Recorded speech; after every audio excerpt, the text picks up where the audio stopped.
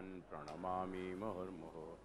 यदनुग्रहतो जन्तुः सर्वदुःखातिगो भवेत् तमहं सर्वदा वन्दे श्रीमद्वल्लभनन्दनम्। अज्ञानतिमिरान्धस्य ज्ञानाञ्जनशलाकया चक्षुरुन्मीलितं येन तस्मै श्रीगुरवे नमः। नमामि हृदये शेषे लीलाक्षीराब्धिशायिनं लक्ष्मीसहस्रलीलाभिः सेव्यमानं कलानिधिं। चतुर्भीश्च त्रिभिस्तथा षड्भिर्विराजते योऽसौ पञ्चधा हृदये मम। यस्य दर्शनमात्रेण भवेन्नेत्रोत्सवो नृणां सदानन्दस्वरूपं तं वन्दे श्याममनोहरं। निःसृत्य दर्शनं भवेत् पथसन्दर्शकं भक्त्या वन्दे श्याममनोहरम्। अविद्यारूपसंसारे सुविद्याप्रापको जनान् श्रीश्यामगुरुपादानां पादरेणुर्प्रसीदतु। बुद्धिप्रेरककृष्णस्य पादपद्मं प्रसीदतु। ध्यानासमर्थजीवानाम् अस्माकं सर्वदा स्वतः। ये जो कल आविर्भाव तिरोभाव का जो चार्ट बताया,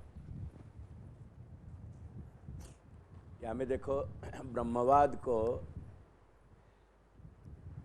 जो संपूर्ण विचार है, ब्रह्मवाद की जो विचार श्रेणी है, जो वह को मार्ग है, वह के बड़े आधारभूत वाक्य यहाँ में कहे गए हैं। सर्वम खलु इदम ब्रह्म। और इदम सु जो है ना, वहाँ लिख ही रहे हो, तुम चार्ट में देखोगे तो अपने आप समझ में आ जाएगा। कुछ भी चार्ट को देखो तुम तो इदम सु कह रहे हैं परिदृश्यमान। ये जो कुछ अपनी अनुभूति में आ रहे हो है,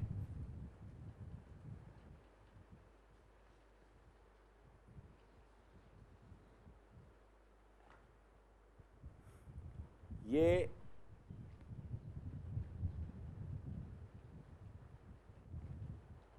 हियर एंड नाउ की बात हो रही है, यहां और अब। देन एंड देयर की बात नहीं हो रही है। परलोक की बात जो करेंगे वो करेंगे, लेकिन ये या वक्त बिल्कुल वर्तमान स्थिति की बात है। यहाँ जहाँ खड़े भय जो बिल्कुल इंद्रियंसु अनुभूति गम्य है, या कि अपन अनुभूति कर रहे हैं। वर्तमान जो हमारा अस्तित्व का बिंदु है और जो कुछ हम अनुभव कर रहे हैं या वक्त, वासु ये इदम कहो जा रहे हो। एक बात ध्यान रखिए,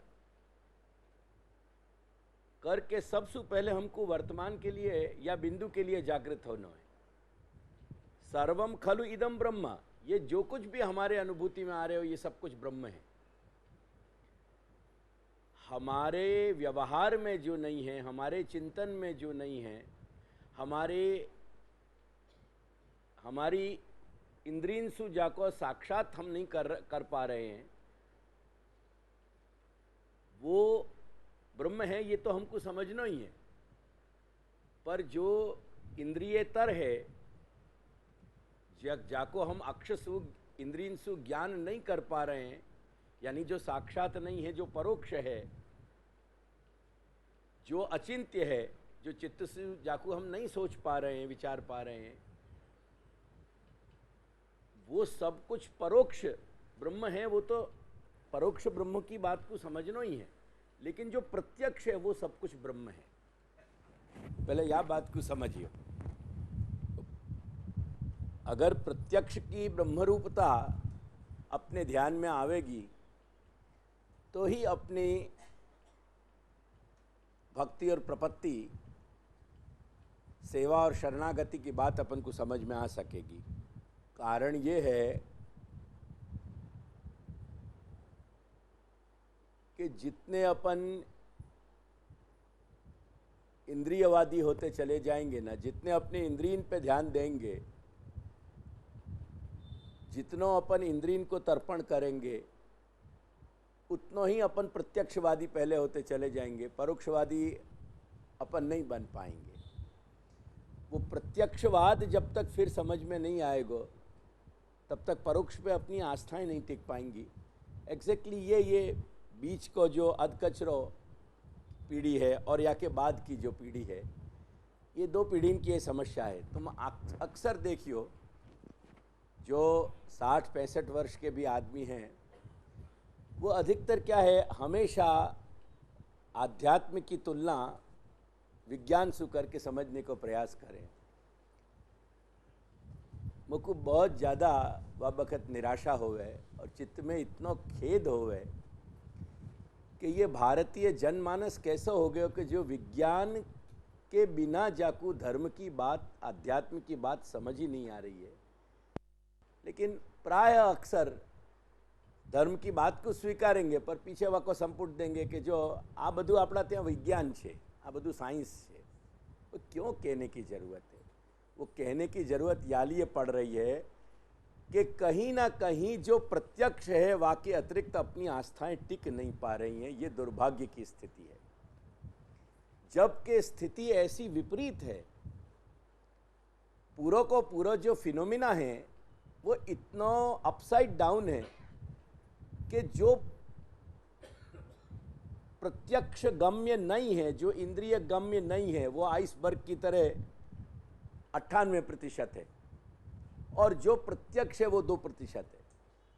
और वापे बुद्धिजीवी की ये देवालिया पनेवा को बुद्धि को, ये फटीचर पनोएवा की बुद्धि को कि वो केवल वह 2% पे आधार मान तो चलो जा रहे हो करके श्रुति के वाक्य पे ध्यान दीजिए कि इदम, पहले तो तू ये निर्धार कर ले, पीछे की बात परोक्ष की बात तो मैं पीछे कहूंगी, भगवती श्रुति कह रही है इदम सर्वम, ये जो कुछ तू देख रहे हो, जितनों भी जो इंद्रिय, प्रत्येक इंद्रिय से तू ग्रहण कर पा रहे हो, विषय भोग कर पा रहे हो, ये सब कुछ ब्रह्म है। एक बात या बात को यहां समझ ले, और ये तज्जलान, ये वो ब्रह्म ही जो है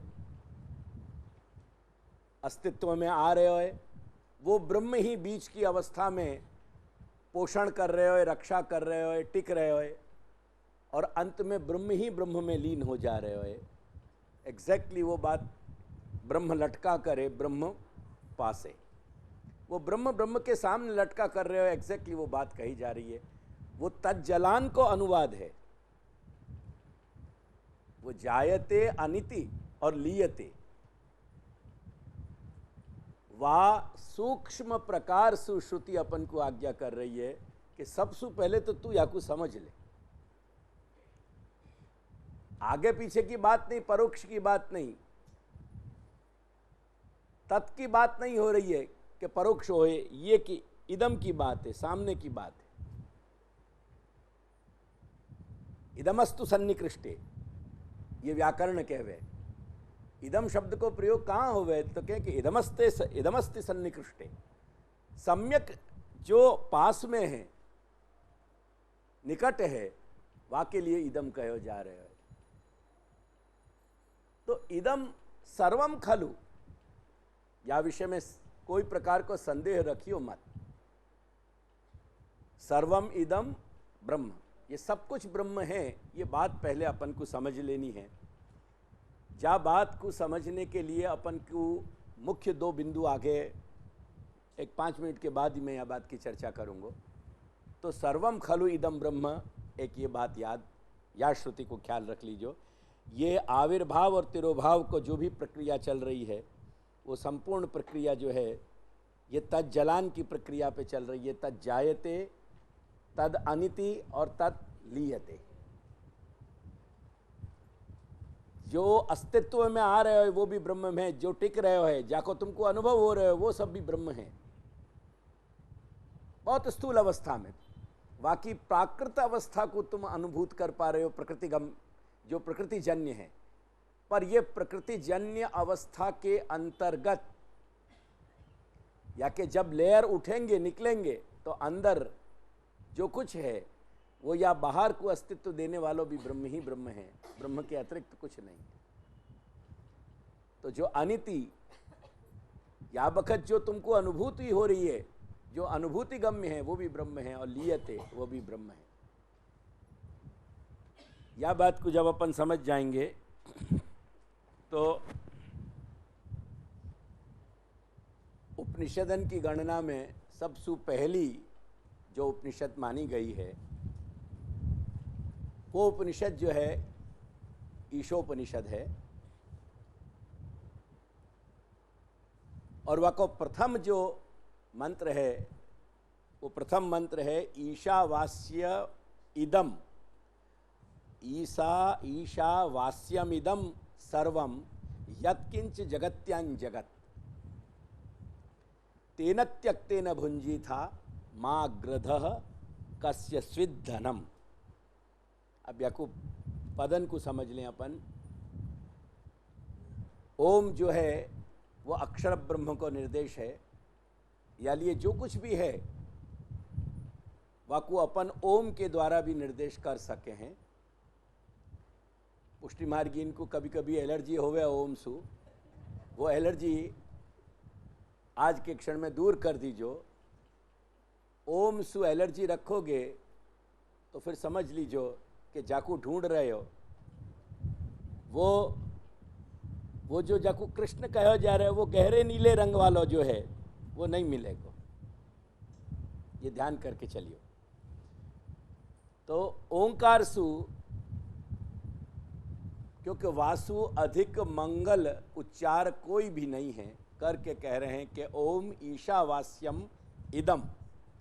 अब देखो यहां भी वो सर्वम खलु इदम की बात को एकदम वाके साथ मिला लो, या लिए मैं दोनों को साम्य करके श्रुति को बता रहे हूं कि वहां कह रहे हैं कि इदम सर्वम खलु ब्रह्म, ये सब कुछ ब्रह्म है, और यहां कह रहे हैं कि इदम सर्वम। और वाकु भी कहीं अपन को ऐसी भ्रांति न रह जाए कि कुछ या में सु अवशिष्ट रह जा रहे हो, कुछ बच जा रहे हो, तो वाकु कह रहे हैं यत्किंच, जो कुछ भी है, या लिए कुछ भी अवशिष्ट नहीं है। यत्किंच इदम सर्वम, यत्किंच जो कुछ भी है, कहां? जगत्याम, या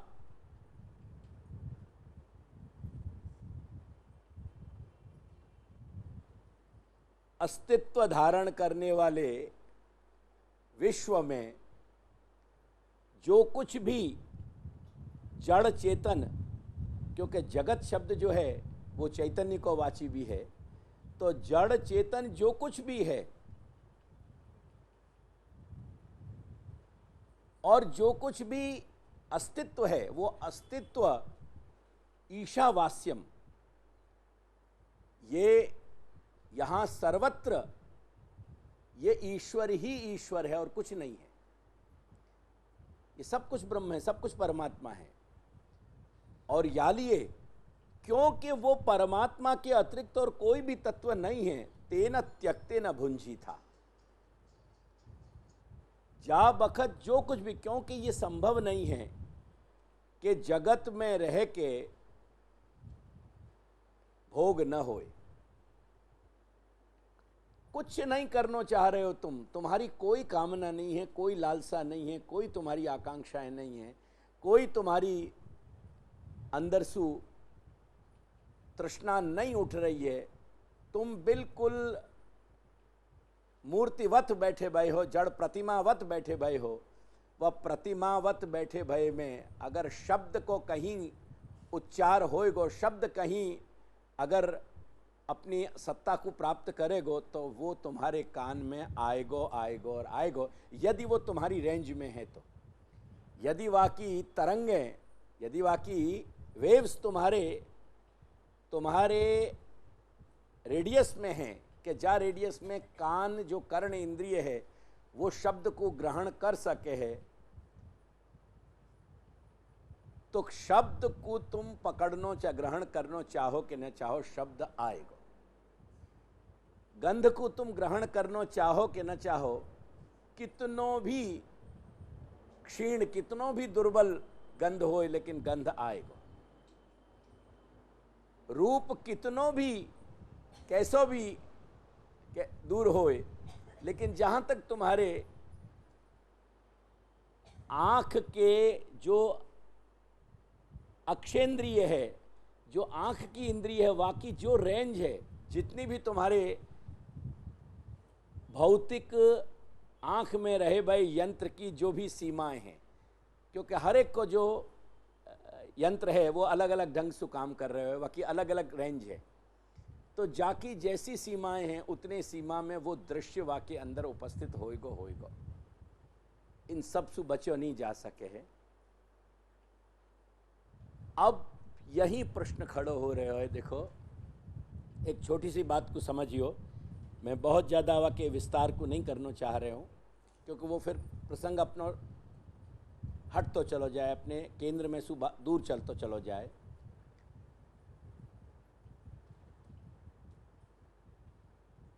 जीव शब्द जो अपन को प्राप्त भयो है वो प्राण धारण करने के अर्थ में प्राप्त भयो है,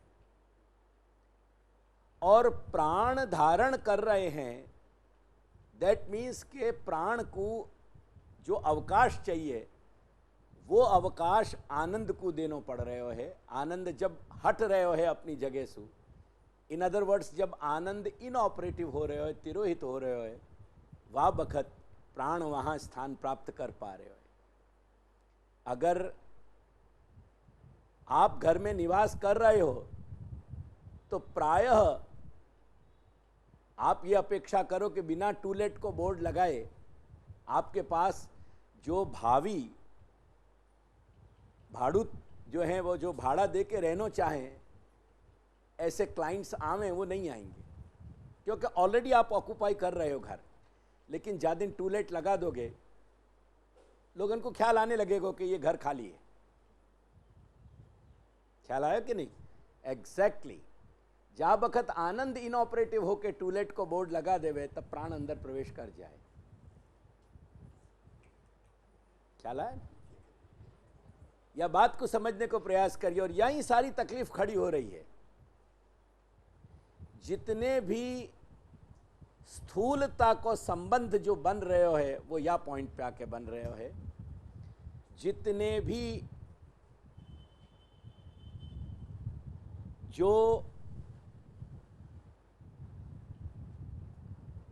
भी प्रकार की दुर्बलताएं हैं वो सब कुछ वह सामर्थ्य के चले जाने के बाद आ रही है, क्योंकि सब कुछ सामर्थ्य देने वाला जो तत्व है वो आनंद है। आनंद जा बखत तिरोहित हो गए, बहुत सारी दुर्घटनाएं घटने लगी। अपन में सारी तकलीफें आने लगी। यानी जो जीव चैतन्य है, और वो जीव चैतन्य जब सूक्ष्म देह को ग्रहण करेगा और सूक्ष्म देह के बाद वो स्थूल देह को ग्रहण करेगा, या बखत जो अपनी परिस्थिति है, स्थूलतम ये जो आविर्भाव है प्रकृति के तत्वन के साथ, या प्रकृति के तत्वन के साथ जो अपन या बखत स्थूलतम अवस्था में बैठे हुए हैं, ये सब कुछ उपद्रव को विषय, ये वह पॉइंट से शुरू हो रहे हो, प्रारंभ हो रहे हो कि जब प्राण धारण किए। प्राण धारण करने के बाद जितने भी प्रकृतिगत धर्म हैं वो शनि शनि वो सब कुछ घटित होने लगेंगे।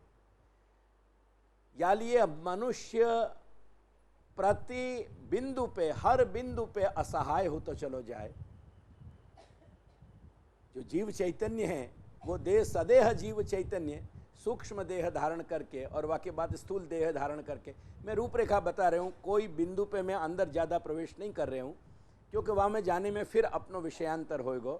लेकिन ये बात हम क्रमशः समझने में हमको कोई तकलीफ अब नहीं होनी चाहिए कि जीव चैतन्य जब अपने सूक्ष्म देह को चूज करे, पसंद करे, और वाके बाद वो स्थूल देह को ग्रहण करे है। ख्याल आयो कि नहीं? जैसे हमारे शरीर को ढकने वाला वस्त्र ही नहीं है, अपन ध्यान नहीं देवें, अपन कहें, क्योंकि नग्नता के कॉन्सेप्ट अपने बहुत क्लियर नहीं है, तो अपन अपने शरीर को नग्न मान के कपड़ा से ढकें, वो एग्जैक्टली वो कपड़ा से ढकना जो है स्थूल देह की तरह अपनी परिस्थिति है। ऑलरेडी मूलतया तुम्हारे अस्थि मांस मज्जा इत्यादि को तो तुम्हारी चर्म ने ऑलरेडी वस्त्र पहना ही रखे है। जहां से चमड़ी उखड़ जाए ना, इतने वल्नरेबल, इतनी ज्यादा तीव्र व्यथा की बात हो जाए कि हवा भी वह जगह स्पर्श करे ना तो भी मनुष्य अनकंफर्टेबल हो जाए, वो कुलबुलाने लगे कि क्या भय, कुछ गड़बड़ हो गई, एकदम असह्य बात घटना घटित होने लगे।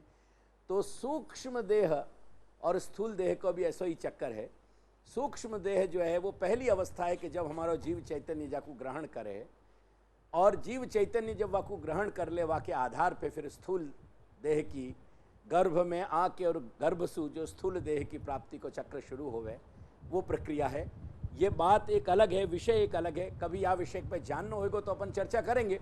पर मूलतः अपन इतना क्रम समझें कि आनंद के तिरोभाव होने की स्थिति में, आनंद जब इनऑपरेटिव हो जाए तो वही जीव चैतन्य जो चित्त प्रधान जो अंश है भगवान को, वह में अंदर एक ऐसी घटना घटित होवे, वहाँ वो जो सामर्थ्य है चैतन्य को, वो चैतन्य को सामर्थ्य वकु कहीं अपने आप में चक्र में डालने का प्रयास करे, वकु घुमावे।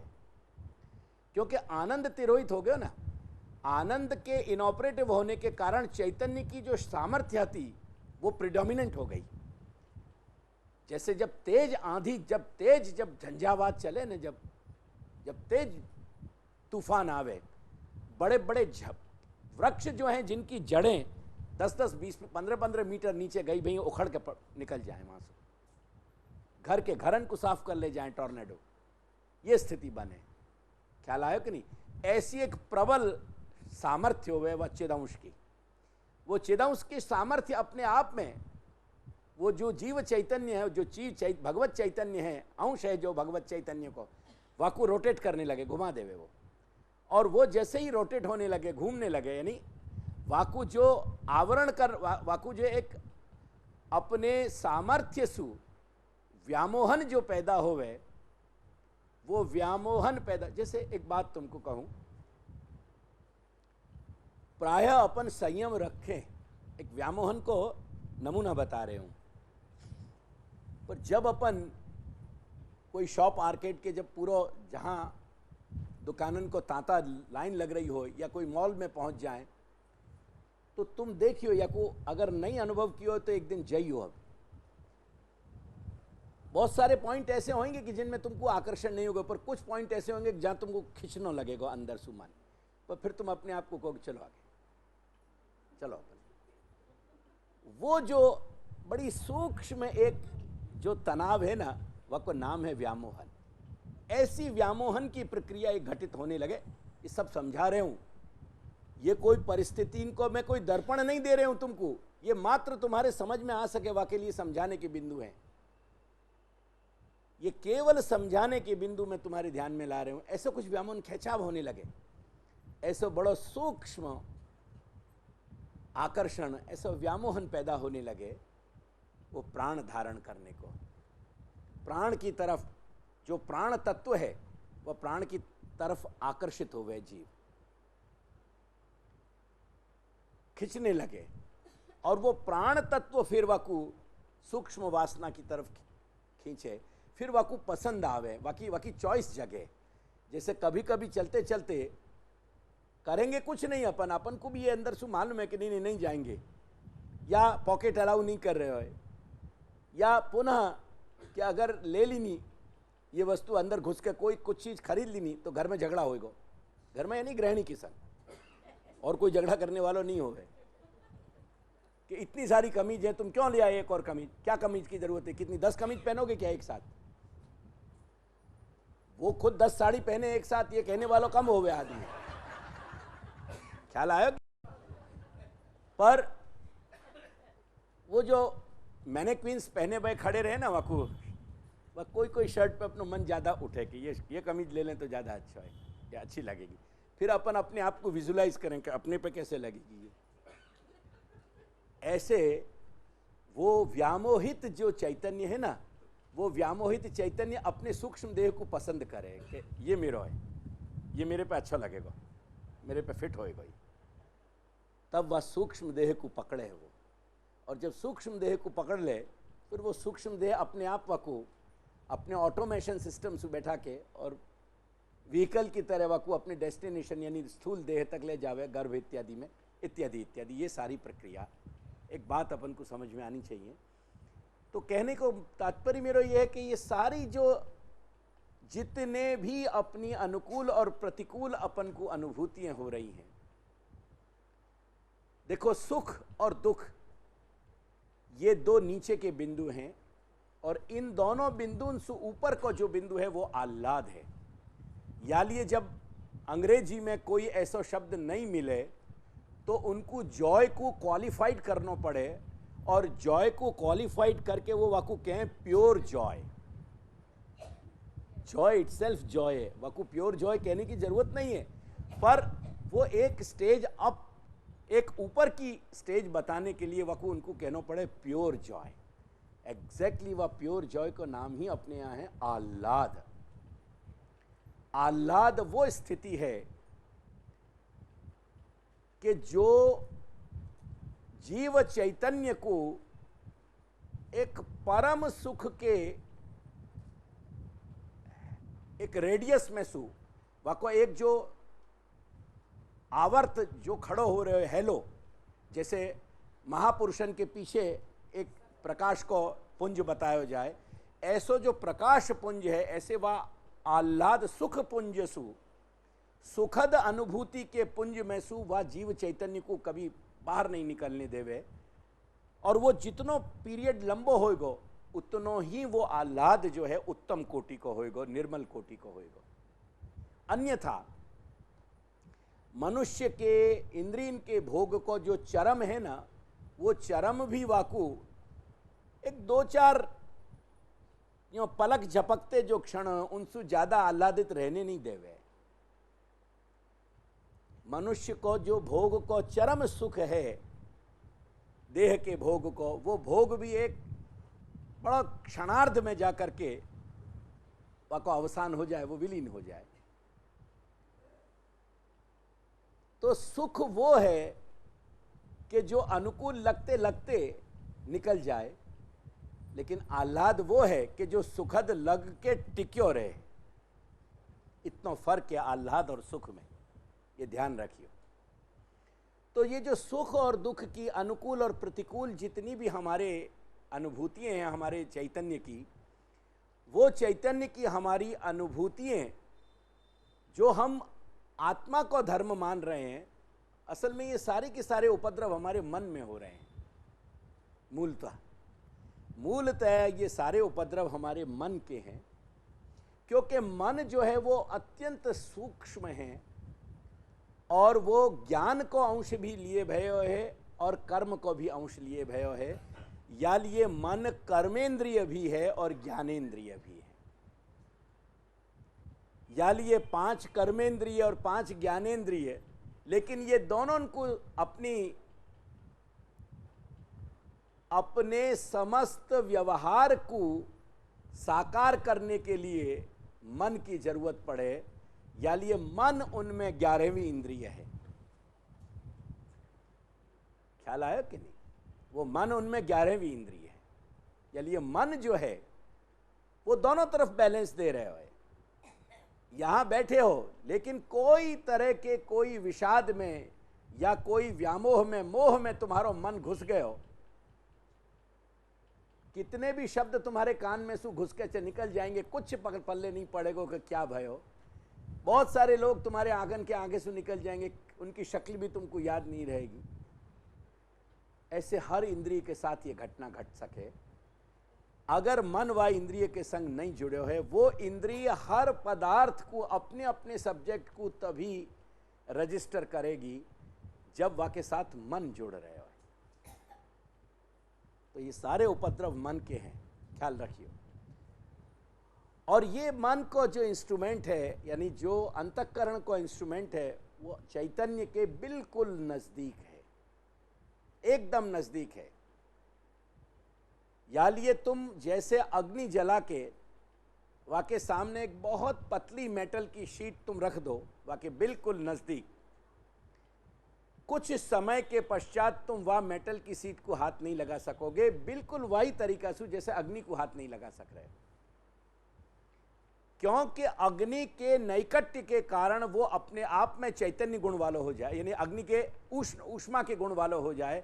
ऐसे ही अंतःकरण भी चैतन्य के, जीव चैतन्य के सबसे नजदीक होने के कारण स्वयं चैतन्य को धर्म धारण कर लेवे। एग्जैक्टली वह शीट की तरह, just like the sheet of that metal. जैसे वो मेटल शीट इतनी हीटेड हो जाएगी कि लाल हो जाएगी, एग्जैक्ट वहां में हीट की डिग्री इतनी होगी कि तुम पास नहीं लगा सकोगे हाथ को। हाथ छुआने को तो प्रश्न नहीं है, बाकी पास हाथ नहीं ले जा सकोगे। एग्जैक्टली वो हीट मेटल शीट में नहीं है, वो अग्नि में है।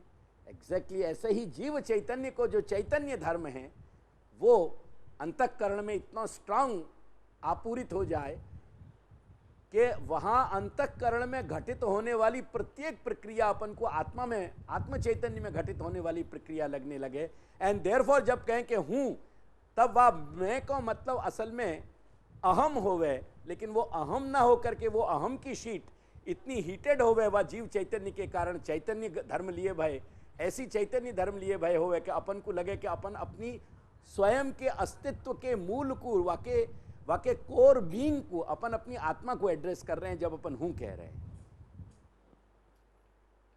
ख्याल आया कि ये सारी की सारी प्रोसेस है।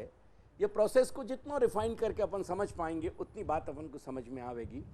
तो इन अहम के, इन सब धर्मन के कारण असल में सारी स्थूल प्रक्रिया चालू हो गए, और ये सारे स्थूल प्रक्रिया में जितनों भी तंत्र जगत को युग युगांतर से खड़ो कर दियो गयो, ये सब कुछ वाके कारण ही ये सब प्रतीति हैं। जैसे जितने भी अपन को कष्ट अनुभव हो रहे हैं, जितने भी अपन को शारीरिक जो वेदनाएं हैं, वो वेदनाएं अपन को अनुभव हो रही हैं तत्त मैकेनिज्म की। अब जैसे चक्कर आ रहे हैं फॉर एग्जाम्पल, तो चक्कर क्या, डू यू थिंक कि वो जीव चैतन्य को चक्कर आ रहे हैं? जीव चैतन्य को चक्कर नहीं आ रहे हैं। वो चूंकि जो पूरे के पूरे अपने न्यूरॉन्स को और अपने नर्वस सिस्टम को और जो मस्तिष्क के सूक्ष्मतम तंतुन को जो एक पूरा ताना बाना है, जो पूरा को पूरा मैकेनिज्म है, वो मैकेनिज्म जब डिस्टर्ब हो है, वो मैकेनिज्म डिस्टर्ब होने के कारण जो अपना स्थूल पूरा को पूरा अस्तित्व है, वह स्थूल अस्तित्व में को जो बैलेंस बिगड़ने के कारण जो तकलीफ़ें खड़ी होने लगें, वो तकलीफ़ें जो खड़ी हों, वो अपन अगेन वो जीव चैतन्य के धर्म के कारण अपनो देह भी अपन को चैतन्य लगे करके, अगर यहाँ नीचे अंगूठा में या उंगली में भी अपन कोई चीज़ छू जाए तो भी अपन को सेहरन होवे, अपन के माथे में भी कोई चीज़ अपन लगा दे तो सेहरन होवे। हर जगह चैतन्य धर्म, असल में चैतन्य सरसु लेके नख तक या नखसु लेके शिख तक चैतन्य धर्म व्यापक होके नहीं फैल रहे हो। चैतन्य धर्म तो अणु ही है, लेकिन वो अणु को सामर्थ्य व हीट की तरह इतना है कि जैसे वो जलती भाई आग पूरी वह मेटल शीट को टोटली हीटेड कर देगी, ऐसे ही अंतःकरणी नहीं, वो अंतःकरण से भी वो जब चैतन्य धर्म आगे जब बढ़े, असर करे, तो पूरे शरीर में वह की अनुभूति होवे। एंड देयरफॉर जब ब्रेन के की केमिस्ट्री में या ब्रेन के जो तंतुएं हैं, जो ज्ञान तंतुएं हैं, जो नर्वस सिस्टम है, जब वहाँ में जब कोई सिस्टम बिगड़ने लगे, जब वाकई मेल फंक्शन आवे, वो मेल फंक्शन असल में अपन को अपने जीव चैतन्य में अनुभव होने लगे। वो जीव चैतन्य में नहीं होवे, असल में अपने शरीर में टेम्परेचर जो होए वो एग्जैक्टली थर्मो सिस्टम, जो हीट सिस्टम जो जागृत होवे, वो कोई जीव चैतन्य में को टेम्परेचर नहीं आवे, वो शरीर को आवे। पर वो शरीर चूंकि चैतन्य धर्म प्रधान हो जाने के कारण शरीर आइडेंटिफाई करके कहे कि हमको बुखार आ रहे हो। हाँ, तो ये जितनी भी आदि व्याधि हैं, वेदर वो नॉन टर्मिनल डिजीज़ हैं या टर्मिनल डिजीज़ हैं, अंततोगत्वा ये सब कुछ तंत्र जो है वो हमारे स्थूल और सूक्ष्म जो इंद्रियन को तंत्र है, वह इंद्रियन के तंत्र यानी सूक्ष्म देह और स्थूल देह और वाकी सीमा भी प्राण तक, वो प्राण तत्व के कारण, क्योंकि यह सब को जो एक्टिवेटेड रख रहे हो वो प्राण तत्व है। जैसे अग्नि में कोई भी माध्यम में, लकड़ी हो, कोलसा हो या कोई भी माध्यम हो, उनको हीटेड रखने वाली अग्नि जो एलिमेंट है वो वाकई कारण अग्नि जल रही है, पर वो अग्नि जल तो ईंधन में रही है ना। असल में ईंधन में अग्नि नहीं है, अग्नि ईंधन में नहीं, ईंधन में अग्नि को एलिमेंट प्रज्वलित किए गए, प्रवेश कराए गए। ख्याल आया ना। ऐसे ही एग्जैक्टली ये कि यही बात अपनी संपूर्ण अस्तित्व तंत्र में है, अपने देह तंत्र में है, कि वो देह तंत्र में, संपूर्ण देह तंत्र में वो चैतन्य होने के कारण अपन को वो सारे कष्ट महसूस होने, अनुभव होने लगे। और ये सारी प्रक्रिया जो है, ये जितनी भी अनुकूल और प्रतिकूल की है, जाको अपन दो भाग में बांट दें, सुख और दुख में, ये सब की सब प्रक्रिया को जो मूल है, वो मूल है जो शुद्ध चैतन्य अवस्था के समय सु व्यामोहन भयो, वह व्यामोहन होने के बाद में ये जितनी भी अनंत यात्रान के चक्र में जीव चैतन्य घूम रहे है, एक बिंदु पे गर्भ पे आनो, एक बिंदु पे जाकर के देह त्याग देनो, पुनः वो सूक्ष्म देह के आधार पर पुनः एक बिंदु सु कहीं वो चैतन्य यात्रा प्रारंभ होनो, पुनः एक बिंदु पर वो चैतन्य यात्रा को विलीन हो जानो। ये सारों को सारो जो तंत्र चल रहे है, ये तंत्र को मूल है वो दौर्बल्य, जो दौर्बल्य हमको व्यामोहन के समय में हमारे शरीर में जो वायरस प्रविष्ट हो गए, जब तक वाकई टोटल रूल आउट नहीं होएगा, वो रिलैप्स होता रहेगा, वो टोटली रिलैप्स होता रहेगा बीमारी के तत्वन की तरह। वाको फाइनली रूल आउट करना पड़ेगा, और वो फाइनली तुमको इतना स्ट्रांग एंटीबायोटिक चाहिए कि वाकई सारे ट्रेसेस को अंदर से निकाल दे, टोटल ट्रेसेस को वॉश आउट कर दे, इतना स्ट्रांग तुमको एंटीबायोटिक चाहिएगा। ख्याल आयो कि नहीं। ये पूरे तंत्र को नाम है दोष। और यही लिए अगर भारतीय चिकित्सा पद्धति को तुमको जरा सो भी बोध होए, तो भारतीय चिकित्सा पद्धति आयुर्वेद को त्रिदोष पद्धति कहा गया है। दोष शब्द को अपनी अक्ल इतनी मोटी है कि वाकू अपन शार्प नहीं करें ना, तो अपन की एक जिन शब्दन को प्रयोग बहुत सारी जगह बहुत सारे अर्थन में होए, वाकू जड़ता सु एक ही जगह प्रयोग करती रहे अपनी अक्ल। दोष का मतलब है वो इम्बैलेंस या वो एक प्रकार की दुर्बलता जो जागृत हो गई। द मोमेंट आनंद अंश इनएक्टिवेट भयो, इनऑपरेटिव भयो, वो दोष जगने लगे, वो दुर्बलता आने लगी, डिबिलिटी। अपन कहे ना कि डॉक्टर बधु ज खाइए छे, पीजिए छे, हमारी खोराक पण सारी छे, बधु छे, पण कोण जाने एम पेलो एम नहीं हो नबड़ाई लाग्या करे छे। तुम्हारी गुजराती को शब्द नबड़ाई, नबड़ाई बहु लागे छे। वो खा रहे हैं, पी रहे हैं, सो रहे हैं, वो कबूल कर रहे हैं कि नींद भी आ रही है, सो भी रहे हैं, खा भी रहे हैं, बराबर खोराक छे, लेवाय छे खोराक, छतांय नबड़ाई लागे छे। एक्जेक्टली वो जो नबड़ाई है, वो नबड़ाई वाप बिंदु पे आ गई, जहां बिंदु पे आनंद इनऑपरेटिव हो गया। या में से सारी की सारी तकलीफें जागृत होने लगी, वह आनंद के तिरोधान होने पर वह बिंदु सु ये दोष की प्रक्रिया चली, और ये दोष की प्रक्रिया स्थूलतम होती चली जाए, या के इतने लेयर्स हों में कि जिन लेयरन के सटलिटी के कारण उन लेयरन की अपन को गिनती नहीं हो पावे। जितने कर्म, जितनी चेष्टाएं घटित होती चली जाएंगे शरीर के स्तर पे, अंतःकरण के स्तर पे, वाणी के स्तर पे, सब चेष्टाएं अपने आप में अपनों कहीं ना कहीं अपनी लेयर को क्रिएट करती रहेंगी। वो लेयर्स चढ़ते चले जाएं, चढ़ते चले जाएं, वो चढ़ते चले जाएं। ये सारी की सारी प्रक्रिया चले, और या प्रक्रिया को मूल है वो दोष, वो दुर्बलता, वो नबड़ाई जाकू कह रहे हैं, व दोष के कारण हम अपनी जो ओरिजिनल स्टेट ऑफ बीइंग है, हमारी मूल अवस्था जो है, जो हम आनंद को अंश हते, आनंद प्रधान अंश हते, वो हम वह स्टेट ऑफ बीइंग को हम प्राप्त नहीं कर पावे। बस वो नहीं प्राप्त कर पानो ही मूल सारो को सारो अपनी दुखन को जड़ है, और वो प्राप्त हो जाना ही अपने आह्लाद की, परम आह्लाद की परिस्थिति है। वो प्राप्त हो जाने के बाद कहीं लौटने की बात नहीं है, और वो जब तक नहीं मिल रहे हो तब तक भटकना ही भटकना है। और वो भटकने की दो ही प्रक्रियाएं हैं, अनुकूल और प्रतिकूल, सद और असद, ये दो ही प्रक्रिया में भटकेगा। और ये सारी प्रक्रिया की जो समस्या यासु घटित हो रही है, वो समस्या है कि सदोष जो है वो निर्दोष कैसे बन जाए। यही बात के लिए संकेत दिया गया ये, क्योंकि जा बखत बहुश्यामा भगवान ने इच्छा करी, वह गहरे नीले तत्व ने जा बखत सोच लियो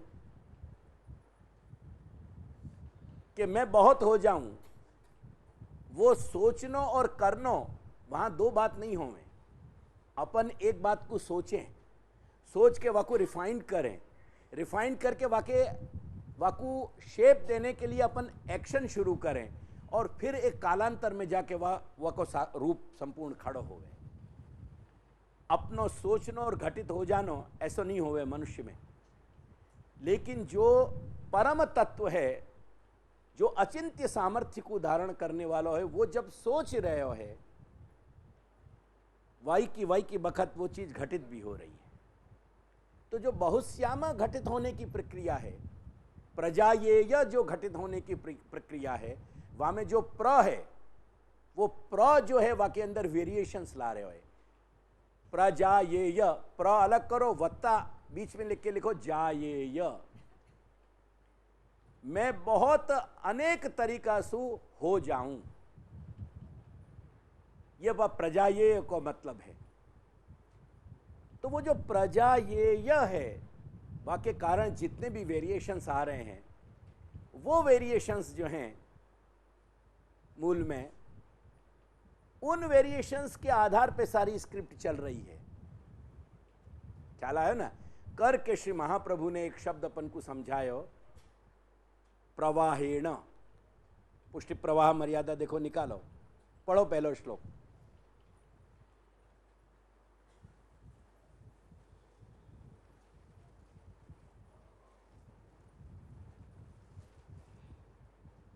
बोलो, कोई भी एक जनो बोलो।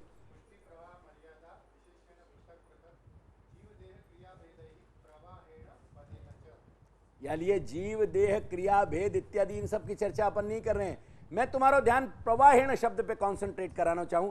प्रवाहेण, जितने असंख्य माइंड बॉगलिंग, जो काउंटलेस असंख्य और अनंत वेरिएशंस भगवत इच्छा के प्र ने, जाकू श्रुति, भगवती श्रुति मात्र प्र उपसर्ग लगा के कह रही है, वो प्र के कारण जितने वेरिएशंस खड़े भये, वो सारे के सारे वेरिएशंस की अपनी एक स्क्रिप्ट तैयार हो गई। वो स्क्रिप्ट जो है प्रवाहेण, वो कंटिन्यूटी है। वहां प्रवाह शब्द सु प्रवाही सृष्टि नहीं कह रहे हैं, आसुरी सृष्टि नहीं कह रहे, वो तो पहले ही कह गए। कहां कही, फिर वो बोलो ऊपर, पुष्टि प्रवाह मर्यादा, वो प्रवाह में हो गई बात। अब जो नेक्स्ट पंक्ति में, आगे की पंक्ति में प्रवाहेण जो शब्द आ रहे हो, वो कंटिन्यूटी को है। वो स्क्रिप्ट अब कंटिन्यू हो रही है विद स्मॉल वेरिएशंस। एक बहुत अच्छो कहानी को संग्रह लाओ, बड़े सशक्त लेखकन के द्वारा जो लिखी गई कहानियां हों, लघु कथा। उपन्यास लिखनो बहुत सरल है, लेकिन एक लघु कथा लिखनो बड़ो बड़ो कठिन है, क्योंकि एक स्टोरी के अंदर वो ड्रामा क्रिएट कर देनो जो एक पूरे नॉवेल में होए, जहां 10 पेज दिए जा रहे हैं और जहां 250 पेज दिए जा रहे हैं। अरे 250 पेज में तुमने ड्रामा क्रिएट किया, क्या वहां में तुमने तीर मार लियो। सलाम करो वह इंसान को, heads off to that man, कि जो 10 पेज में कहीं मैजिक क्रिएट कर दे रहे हो। क्या लिए हर इंसान कहानी समझने को मादा नहीं रख पावे। बहुत सारे 90% लोग मैंने ऐसे देखे हैं कि जो कहानी की ड्रामा को नहीं पकड़ पावे। हर व्यक्ति के अंदर एक कहानी रही भई है। एक ध्यान रखियो, हर व्यक्ति के अंदर एक कहानी रही भई है और याल यही हर युग युगांतर कल्प कल्पांतर की कथान को जो संकलन भयो वह में कहानी के सिवाय कुछ नहीं है, लेकिन उन्हीं कहानी के कलेक्शन को अपने यहां पुराण कहो जा रहे हो, क्योंकि वो हर कथा हर कहानी एक कैरेक्टर की कहानी है और वह कहानी में जो ड्रामा है वही को श्री महाप्रभु कह रहे हैं कि यही लीला बोध है। समझ लीजिए, जो कहानी के ड्रामा को नहीं पकड़ सके हो, वाकू दूसरा प्रेजेंट नहीं करे तो खुद भी एक लोढ़ी बना के घर में रख लेनी चाहिए ताकि कर्म फोड़े जा सके। हर व्यक्ति को वो ड्रामा, वो कहानी को ड्रामा पकड़ लेना, वो कहानी को जो सेंसेशन है वो सेंसेशन पकड़ लेना है। क्योंकि हर व्यक्ति के अंदर एक कहानी है, देयरफॉर हर व्यक्ति में एक कहानी कहने की क्षमता है, देयरफॉर हर व्यक्ति में कहानी सुनने की क्षमता है, देयरफॉर हर व्यक्ति में कहानी में एक आह्लाद एक आनंद अनुभूति की एक क्षमता है। यही लिए प्राग इतिहास समय सु अपने पूर्वजें जो है सो कथाएं कहते रहे हैं, वही कथाएं अपने यहाँ अनेक प्रकार के संगीत की विधान में बट गए, अनेक प्रकार के संगीत के माध्यम से कही जाने वाली जो कथाएं थी उनके रूप को धारण कर लियो। उनके बहुत सारे आकार प्रकार बनते चले गए। हर प्रदेश हर भाषा, वो फिर राजस्थान को प्रकार हो कि गुजरात को प्रकार हो कि उत्तर भारत को प्रकार, यूपी को प्रकार हो यानी उत्तर प्रदेश को प्रकार हो कि हिमालय के प्रदेश को हो, हर जगह की अपनी एक भाषा है। हर जगह वह भाषा के में पात्र हैं, क्योंकि वहाँ हर जगह जीवंत मनुष्य रह रहे हैं। हर जीव चैतन्य में एक कहानी रही भई है, हर जीव चैतन्य में एक कहानी कहने की क्षमता रही भई है, हर जीव में एक कहानी सुनने की क्षमता रही भई है। और याली ये कहानी सुननो कहानी कहनो, ये मनुष्य के व्यक्तित्व की सबसे बड़ी ताकत है। देखो, सब लोग पीड़ित हो में अपनिया में। जब कोई अपनी प्रशंसा करे ना, बड़े अपन को हौस हो गए, हर्षित हो जाए, आ हा, फुलझड़ियां फूटे, पूछे अपन फोन पे कि પછી પેલાએ શું કહ્યું, પછી એ માણસ સાથે કશું નથી જાણવું પણ પેલાએ શું કહ્યું, પછી પેલાએ એના માટે કહ્યું ને તો કંઈ રસ નથી પણ પેલાએ મારા માટે શું કહ્યું, માં રસગુલ્લા ફૂટ ગયો। कभी विचार के देखो कितनी बड़ी क्षमता और ऊर्जा को तुम वेस्ट कर रहे हो कोई सेकंड ओपिनियन के लिए। तुम्हारी प्रशंसा करने वाला व्यक्ति एक सेकेंडरी ओपिनियन को धारण कर रहे हो, तुम्हारी बुराई करने वाला व्यक्ति एक सेकेंडरी ओपिनियन को धारण कर रहे हो। फर्स्ट हैंड जो स्ट्रेंथ है या फर्स्ट हैंड जो घटना है वो घटना तुम्हारे कैरेक्टर में है। प्रशंसा काय की है? तुम्हारे कैरेक्टर की है। निंदा काय की है? तुम्हारे कैरेक्टर की है। So what is important? The important is character, not what is being said about it. तुम वाकू ओढ़ के बैठे भाई हो, तुमने कभी अपने चरित्र को रेलिश नहीं किया। Therefore, प्रशंसा जो है, जो तुम्हारी जा प्रशंसा पे तुम फूल रहे हो गुब्बारे की तरह और जा निंदा के कारण तुम्हारे चित्त में विषाद घोल रहे हो, वो तुम कोई दूसरे के कब्जा में आके वो हर्ष और शोक अनुभव कर रहे हो। वो हर्ष न तुम्हारा है न वो शोक तुम्हारा है,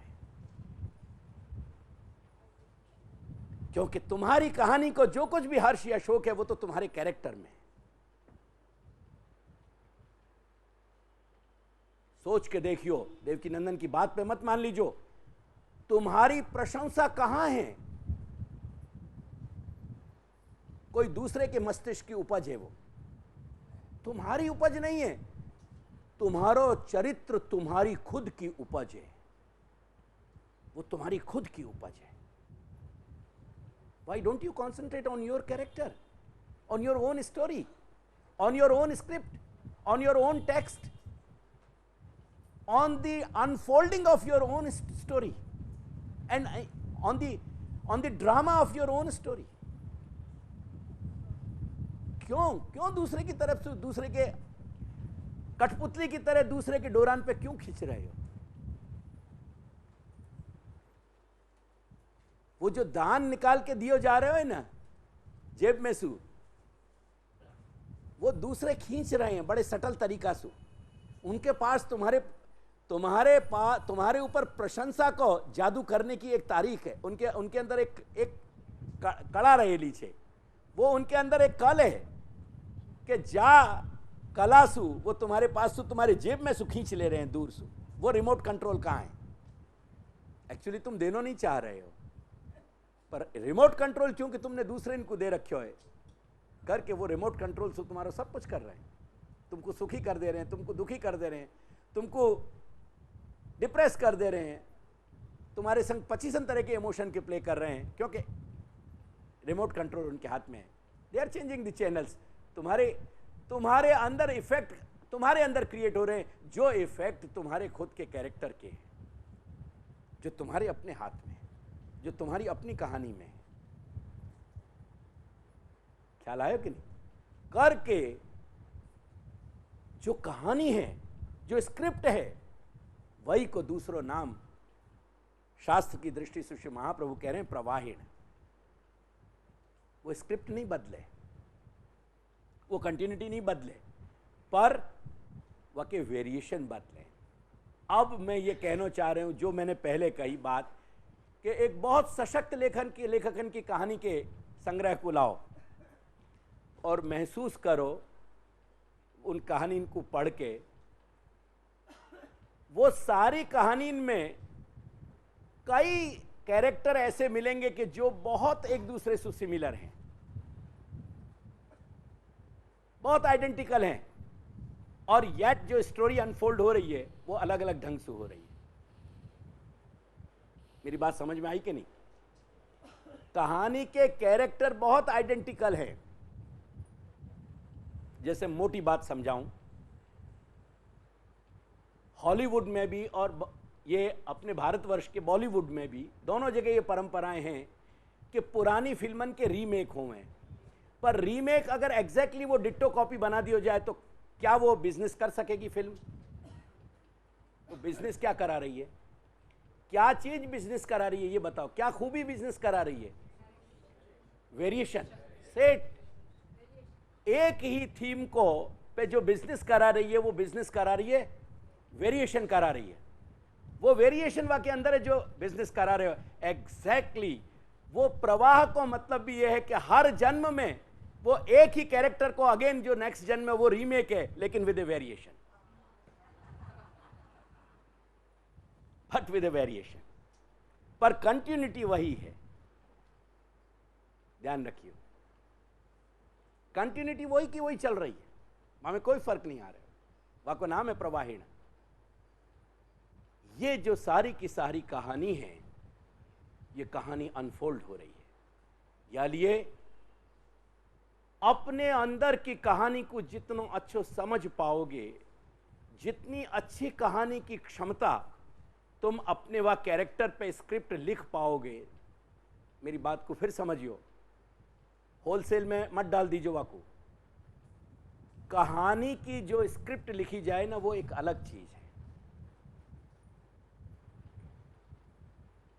जैसे अपन जब कहानी का एक दृश्य लिखेंगे तो अपन ने वार्ता कहानी, अपन ने कथा पढ़ी कि श्री दामोदर दास जी के गोद में, या वार्ता को कोई भी एक चरित्र लो, जैसे नागजी भट्ट को तुम चरित्र लो, उनको एक बहुत सुंदर वस्त्र मिलो, वो वस्त्र लेके गोकुल चले आए, और गोकुल आकर के उनने श्री गोसाई बाबा से कही कि याकू आप अंगीकार करो। वहां ऐसा सब पूरा को पूरा रूपक रच के आए कि उनको ये मालूम पड़े, सारे के सारे जो कैंप में ब्यूरोक्रेट्स आते, वहां के जितने भी नौकर चाकर आते, काम करने वाले जो ऑफिसर्स आते, उनको ये मालूम पड़े कि वो कैंप में ही है। नागजी भट्ट ये सारी व्यवस्था करके निकले ताकि वहां ये मालूम ना पड़े कि वो कहीं बाहर चले गए हैं।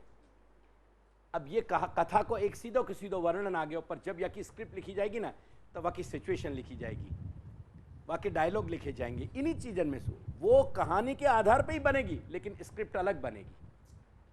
ख्याल आयो ना? करके तुमको जो स्वतंत्रता मिली है वो तुम्हारी कहानी के आधार पर स्क्रिप्ट लिखने की स्वतंत्रता है। तुम तुम्हारी कहानी नहीं लिख सकोगे, कहानी तो लिख दी नहीं। कौन ने लिख दी नहीं? प्रजा ये ना, वो जो प्र है ना, वाने लिख दी नहीं। वह प्रजा ये के प्रजा ने तुम्हारी कहानी लिख दी नहीं, प्र ने, जो तुम्हारो वेरिएशन है। तो लेकिन स्क्रिप्ट लिखने की हर चैतन्य यात्रा, जो प्रति चैतन्य यात्रा ये जो जीव चैतन्य कर रहे हो, या कि हर यात्रा में, हर नए टूर में तुमको स्क्रिप्ट लिखने की एक नई अपॉर्चुनिटी है।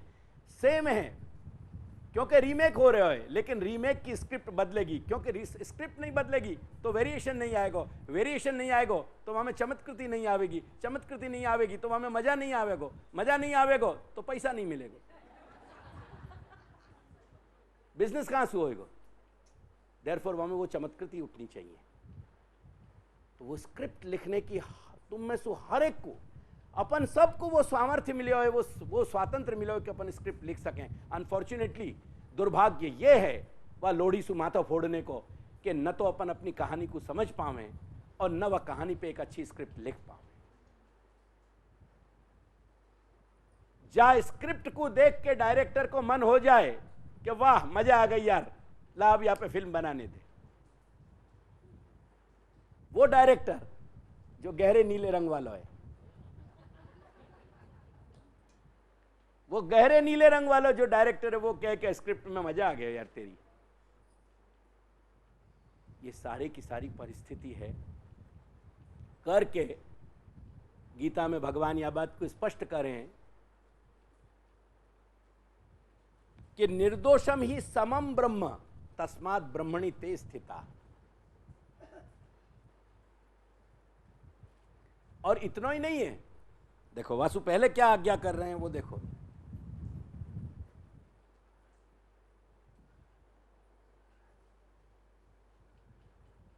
इहैव तैर्जितः सर्गो, तैहि, उन सारे लोगन ने, इहैव यही, वही इदम, बात इदम की चल रही है। जितने भी वाक्य सुना रहे हो वो इदम के संदर्भ में आ रहे हैं सब, ये ध्यान रखियो।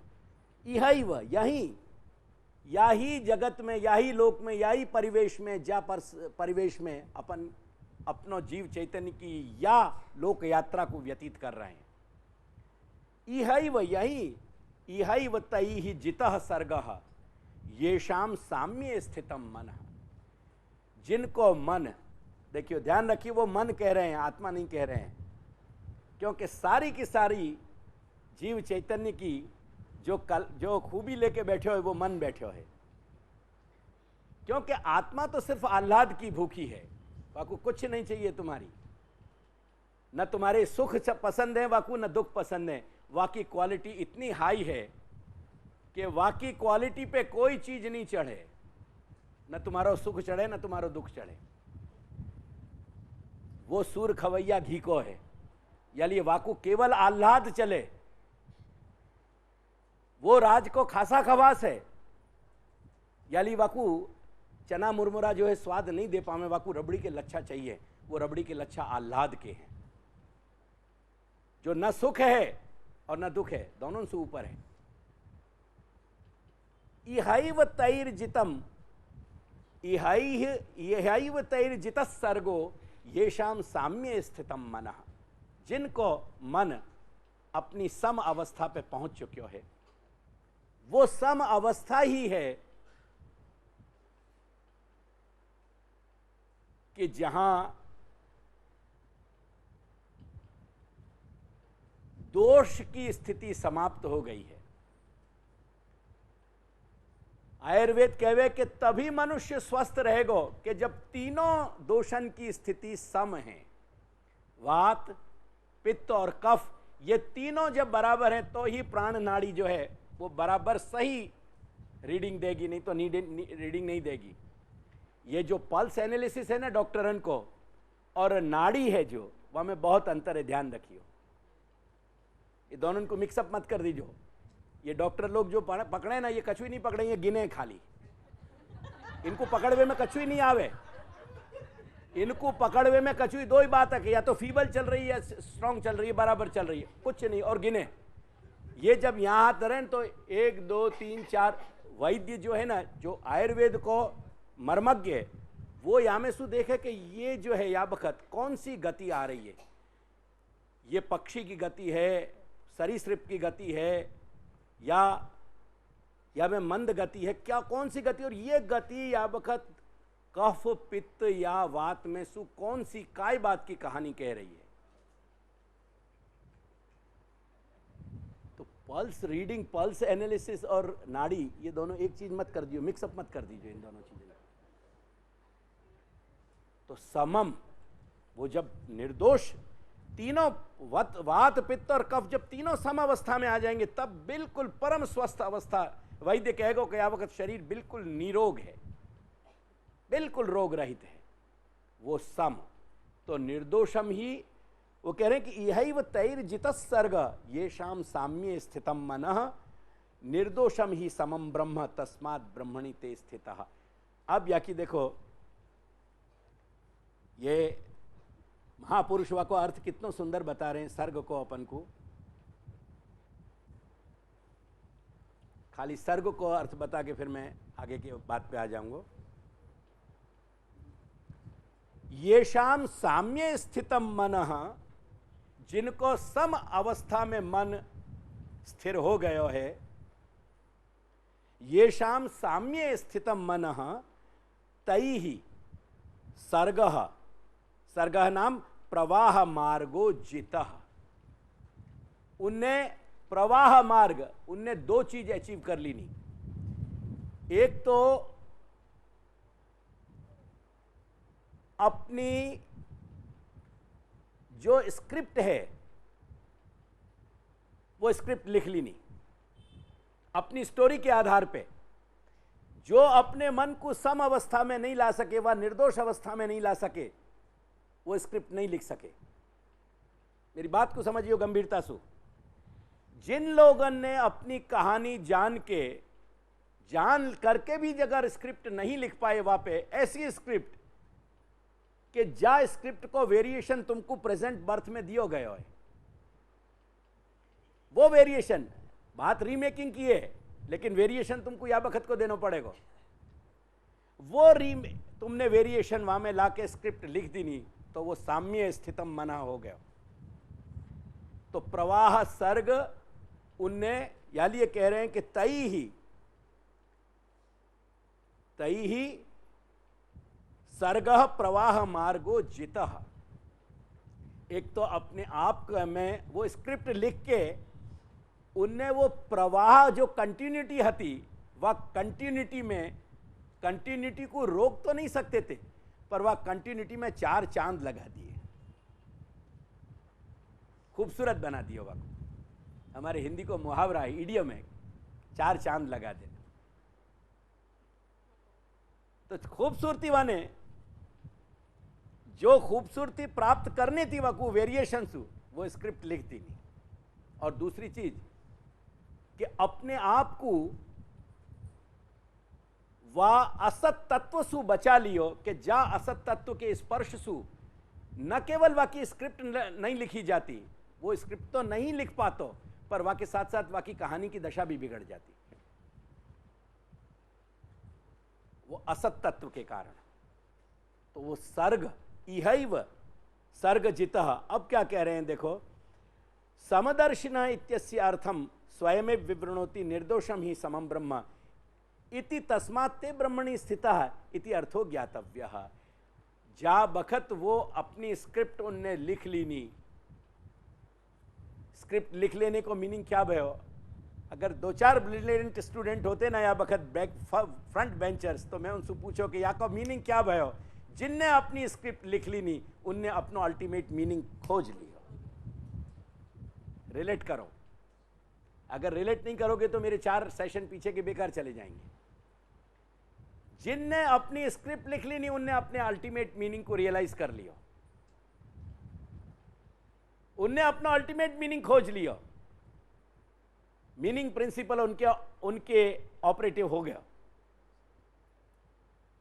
ख्याल आया कि नहीं? जिनने अपना मीनिंग प्रिंसिपल खोज लिया उनने कहीं ना कहीं अपने स्क्रिप्ट की जो अपनी कहानी हती वह कहानी के बेसिक ड्रामा को पकड़ लियो, और पुष्टि जीव जो हैं, जो पुष्टि जीव चैतन्य है, उनके अंदर बेसिकली ड्रामा की 2 थीम हैं, एक भक्ति की और एक शरणागति की, with all it's mind boggling countless variations. सवाल वेरिएशंस को नहीं है। जब हम 84 वैष्णव की वार्ता पढ़ रहे हैं, क्या पढ़ रहे हैं हम? वेरिएशंस। कौन से मेन थीम को? वहां में थीम 2 ही चल रही हैं, भक्ति और शरणागति। अल्टीमेट मीनिंग उनने प्राप्त कर लियो, अपनी स्क्रिप्ट लिख ली नहीं, कहीं जन्मे थे, कोई के यहां जन्मे थे, जाको घर परिवार कुछ भी वैष्णव नहीं है, तो कृष्ण से कोई लेन देन नहीं है, तो महाप्रभु से कोई संबंध नहीं है, तो पर हर व्यक्ति ने कहीं ना कहीं अपनी कहानी में सु अपनी स्क्रिप्ट लिखी, कहानी के आधार पे वाकई सिचुएशन लिखी, वाकई ड्राइंग्स बनाए, वाकई फ्लैशेज लिखे, वाकई डायलॉग लिखे, वो अल्टीमेट मीनिंग खोज लियो। और वो अल्टीमेट मीनिंग में अल्टीमेटली फाइनली जो ड्रामा की 2 बेसिक थीम है वही अनफोल्ड हो रही है, कहीं ना कहीं कोई ना कोई वेरिएशंस के साथ। वो थीम या तो भक्ति की है या शरणागति की है। वो अल्टीमेट मीनिंग फाइंड करने की बात है, वो अपने आप को सम अवस्था में ले आने की बात है। और जब वो स्क्रिप्ट और वो मीनिंग मिल गए हो, भगवान स्वयं यह बात को कबूल कर रहे हैं, एडमिट कर रहे हैं। मैं नहीं कह रहे हूं, ये महापुरुष कह रहे हैं, आज्ञा कर रहे हैं कि स्वयमेव विवृणोति। भगवान स्वयं वा को विवरण दे रहे हैं, हमको विवरण देने की जरूरत नहीं है। क्या विवरण दे रहे हैं भगवान? तो कह रहे हैं कि निर्दोषम ही समम ब्रह्म। जब वो अपनी सम अवस्था में अपने अल्टीमेट मीनिंग को खोज लियो, अपनी स्क्रिप्ट लिख ली नहीं, वह स्क्रिप्ट में जो वेरिएशन है तो वाके कारण जो ड्रामा अनफोल्ड होना चाहिए, खुलना चाहिए जो भक्ति या प्रपत्ति को, वो जब अपनी तरह से खिलने लगे हो, जब वाकई परत एक एक कमल की तरह खिलने लगी, वो खिलने में जो एक आह्लाद उठने लगे हो, वह आह्लाद के कारण वो सम अवस्था को वो जीव चैतन्य पुष्टि मार्गीय भी ब्रह्म के अवस्था को प्राप्त हो गया, वो ब्रह्म रूप बन गए हो। वो ब्रह्म रूप बन जाने को ही अपन कह रहे हैं तादृश हो गए हो, वही को अपन कह रहे हैं भगवदीय हो गए हो, वही को कह रहे हैं भागवत हो गए हो। ये सब शब्द वही के। या बखत ना अपन में से कोई भागवत है, ना भगवदीय, ना तादृश है, क्योंकि अभी अपनी कहानी पे नजर नहीं पड़ी। अपन अपनी कहानी नहीं समझ पा रहे कि अपनी कहानी क्या है। स्क्रिप्ट की बात तो दूर है, यानी अपने आप को भगवदीय समझ के एक दूसरे को पवित्रा पहरार मत दीजो और एक दूसरे को मिश्री खवा मत दीजो, नहीं तो वो पाप होएगो कि वह को सारो लेखा जोखा लिया जाएगा। वहां ध्यान रखिए, क्योंकि जो अहम सु तुम वो पवित्रा पहना रहे हो ना, अपने अहम को पहना रहे हो, वैष्णव को नहीं पहना रहे हो। अपने अंदर रहो भयो जो विष्णु को है, वह को नहीं पहना रहे हो। जो विष्णु को नहीं भयो है, विष्णु को हो चुके हो तो और पहनाए हो तो वो पवित्र विष्णु के गले में पहुंचता, तुम्हारे गले में नहीं पहुंचता। ये ध्यान रखिए। या लिए वाई को नाम, वह ब्रह्म को ही दूसरो नाम तादृश है, वाई को दूसरो नाम भगवदीय है, वाई को नाम भागवत है, वाई को नाम महाभागवत है। ये सब वाही के पर्यायवाची है। ख्याल आयो?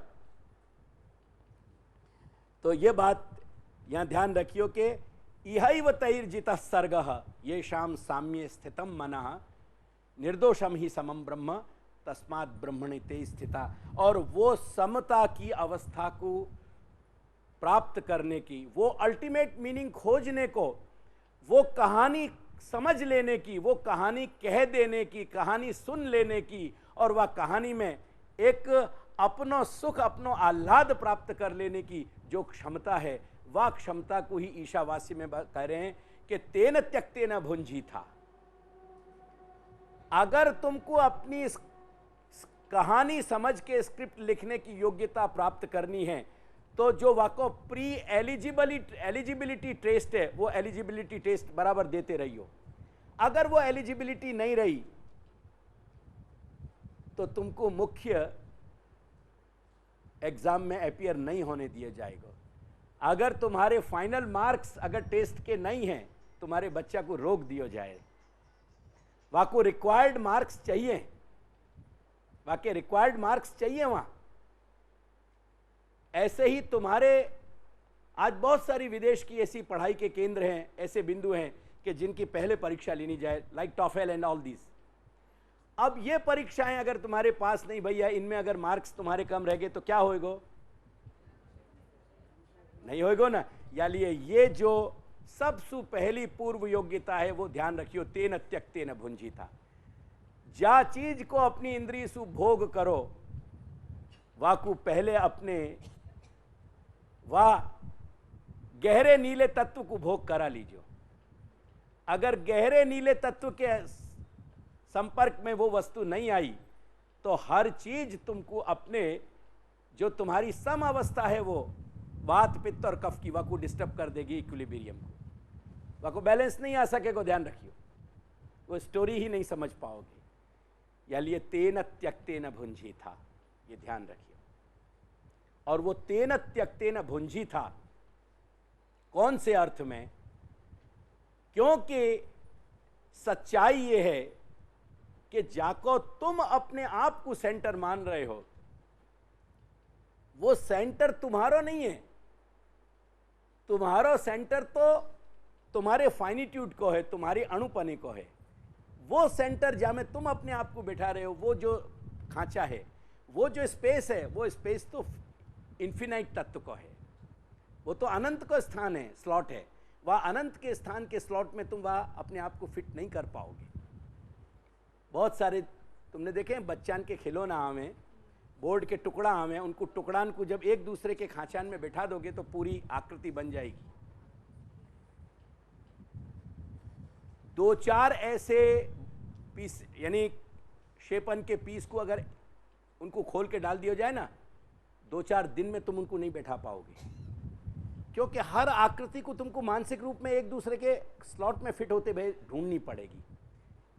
2-4 तरह की अगर डिजाइन हों, वाकई 2-4 तरह के दृश्य हों, और 4 शीट के जो टुकड़ाएं हैं, पीसेज, उनको तुम तोड़ दो, अलग अलग कर दो और फिर उनको मिक्स कर दो और फिर उनमें से वो चारों ढूंढो, एक शेप के तो बहुत जल्दी मिल जाएंगे।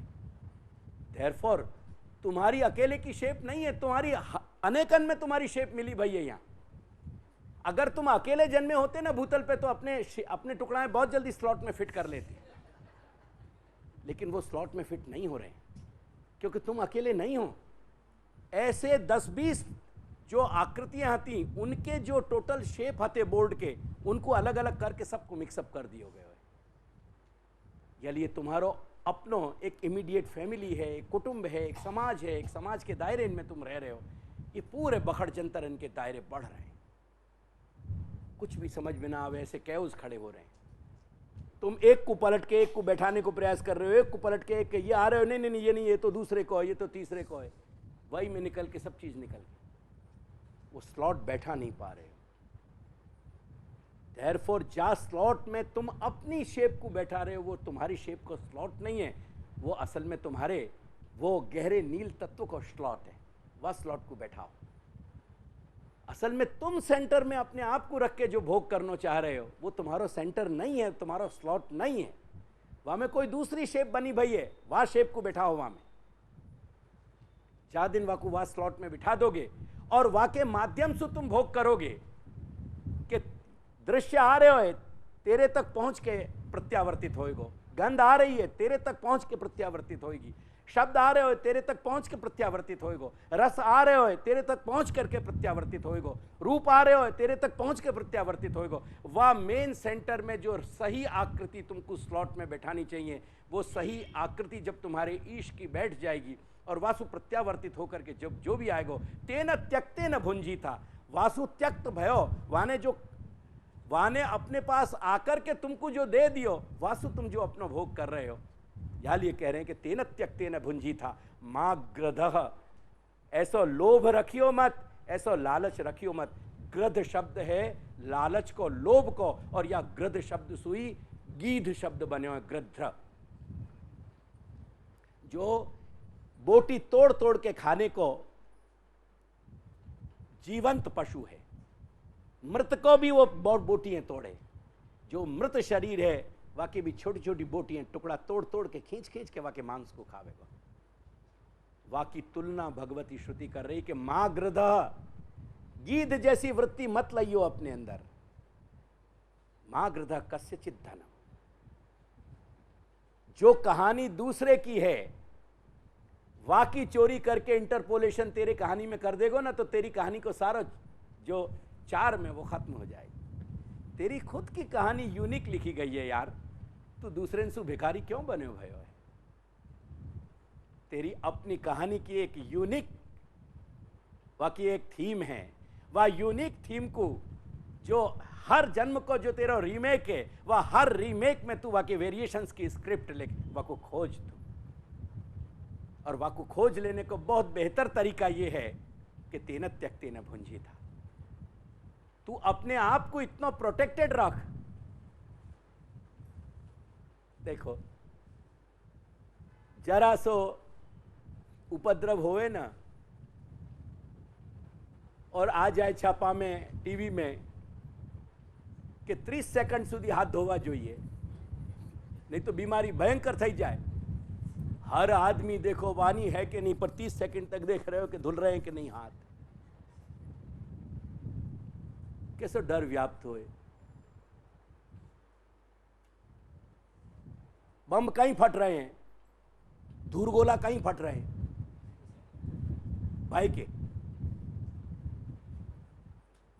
विनाश के बम कहीं फट रहे हैं, लेकिन भाई के धूरगोला कहीं फूट रहे हैं। ये कैसी परिस्थिति है? एग्जैक्टली या सब सु अपन को जो अपना जो प्रोटेक्शन है कि अपन निर्विघ्न अपनी स्क्रिप्ट लिख सकें, वो निर्विघ्न। क्या करें बड़े बड़े राइटर्स, वेकेशंस पे चले जाएं, दूर आइलैंड्स पे चले जाएं, पहाड़न पे चले जाएं, होटल में रहे तो बाहर वको उनको टैग लगे हुए है, डू नॉट डिस्टर्ब। और आजकल बिजनेस संस्थान जो है, बैंक ये सुविधा दे रही है कि तुम हमारे माध्यम से होटल के कमरा में रहोगे तो हमारी तरफ से बोर्ड लगाया हो जाएगा। देखो तुम्हारे टीवी पे बहुत सारे एडवर्टाइजमेंट आए कि डू नॉट डिस्टर्ब। वो तेन त्यक्तेन भुंजी था जो रास्ता है ना, वो अपना डू नॉट डिस्टर्ब को बोर्ड है। क्योंकि रूप रस गंध स्पर्श शब्द जो भी आ रहे हो वो वातक वाके सेंटर में से लौट के आ रहे हो, या लिए वो टोटली रिफाइंड है, टोटली प्रोटेक्टेड है। वह में कोई भी प्रकार को कहीं भी भेड़सेल नहीं है, या लिए वो तुम्हारे स्वास्थ्य को कहीं भी गड़बड़ नहीं करेगा। या लिए क्योंकि तुमको स्क्रिप्ट लिखने के लिए, तुमको कहानी खोजने के लिए निर्विघ्न होना जरूरी है।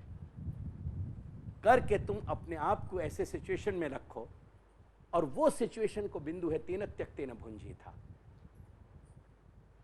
इतनी बात अपन को समझ में जब आती रहेगी तब गंभीरता समझ में आवेगी। जो समझने बैठे हैं अपन कृष्ण सेवा सदा कार्या, ये ठाकुर जी को लेकर के घंटी बजाने वाली बात नहीं है जो तुमने सबन ने उपद्रव कर रखे हैं ठाकुर जी को खिलौना बना के।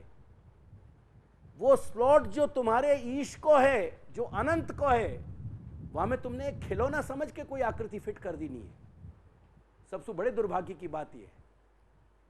ये ग्रंथ मेरे लेने को तात्पर्य यही है कि वो खिलौना नहीं है तुम्हारी मर्जी को और तुम्हारे अहम मम को। तुम जा प्रकार सु तुम्हारे अहम मम के और काम क्रोध लोभ मोह मद मात्सर्य के आवेश हैं, वह प्रकार सु तुम वह खिलौना को माध्यम बनाते भय। अगर तुमको कोई को डांट लगानी है, अरे लड़नो तो वाके संग सीधो लड़ो ना यार, अपने बूते पे लड़ो ना। तुम अपने आधार पे अपने आप को प्रोजेक्ट करो ना। ठाकुर जी को, ठाकुर जी के अपरस के नाम पे तुम अपने बच्चन को या अपनी बहू को या अपने अपने परिवार को काय को तुम वाके संग रस्सा कसी कर रहे हो। लकड़ी लठ चलाने तो हाथ में तलवार निकालो ना और लड़ो उनसू। अगर लड़ने है तो डायरेक्ट बैठ करके भगवान के नाम पे काय को कर रहे हो अपने सेटल इश्यूज को। सारे इश्यूज को भगवान के नाम पे कर रहे हैं। अपरस की खबर खुद को नहीं है, लेकिन डंडा लेके और सबन पे चढ़ गए कि ना ना आप तो था ही नहीं, छोवाई जाए, अड़कई जाए, अने आ तो अपराध थई जाए। तू पहले खुद तो अपनी 7 पीढ़ी में अपराध पकड़ ले, समझ ले, फिर दूसरे की अपराध की टांग को खींचियो। ये मेरे कंटेंशंस हैं सारे के सारे कि क्या कर रहे हो तुम। ये कारण ये कि तुम्हारे सेंटर में तुम्हारो वो गहरे नीले रंग को तत्व नहीं है। तुमने वह तत्व के रूप में कोई खिलौना को बिठा दिया और वह को जैसे चाह रहे हो हैंडल कर रहे हो अपने रिमोट कंट्रोल से। कौन काय के रिमोट कंट्रोल से? अपने अहम मम के रिमोट कंट्रोल से। ये कृष्ण सेवा नहीं है। करके बार बार शास्त्र कह रहे हो महात्म ज्ञान पूर्वस्तु, पहले महात्मा समझ ले। क्यों मजबूरी सु आज के समय में भी, आधुनिक समय में भी, आधुनिक नारी को भी कहीं ना कहीं पुरुष की और पुरुष को नारी की गुलामी क्यों करनी पड़ रही है? बताओ मुझे। क्यों भोजन बना के रख रही हो? क्यों वाको 8-9 बजे चाहिए भोजन, और क्यों तुम्हारे ठाकुर जी को तुम 1 बजे खवाओगे? या क्यों तुम्हारे ठाकुर जी को तुम 2 बजे रात को खवा दोगे, 3 बजे रात को खवा दोगे उठा के?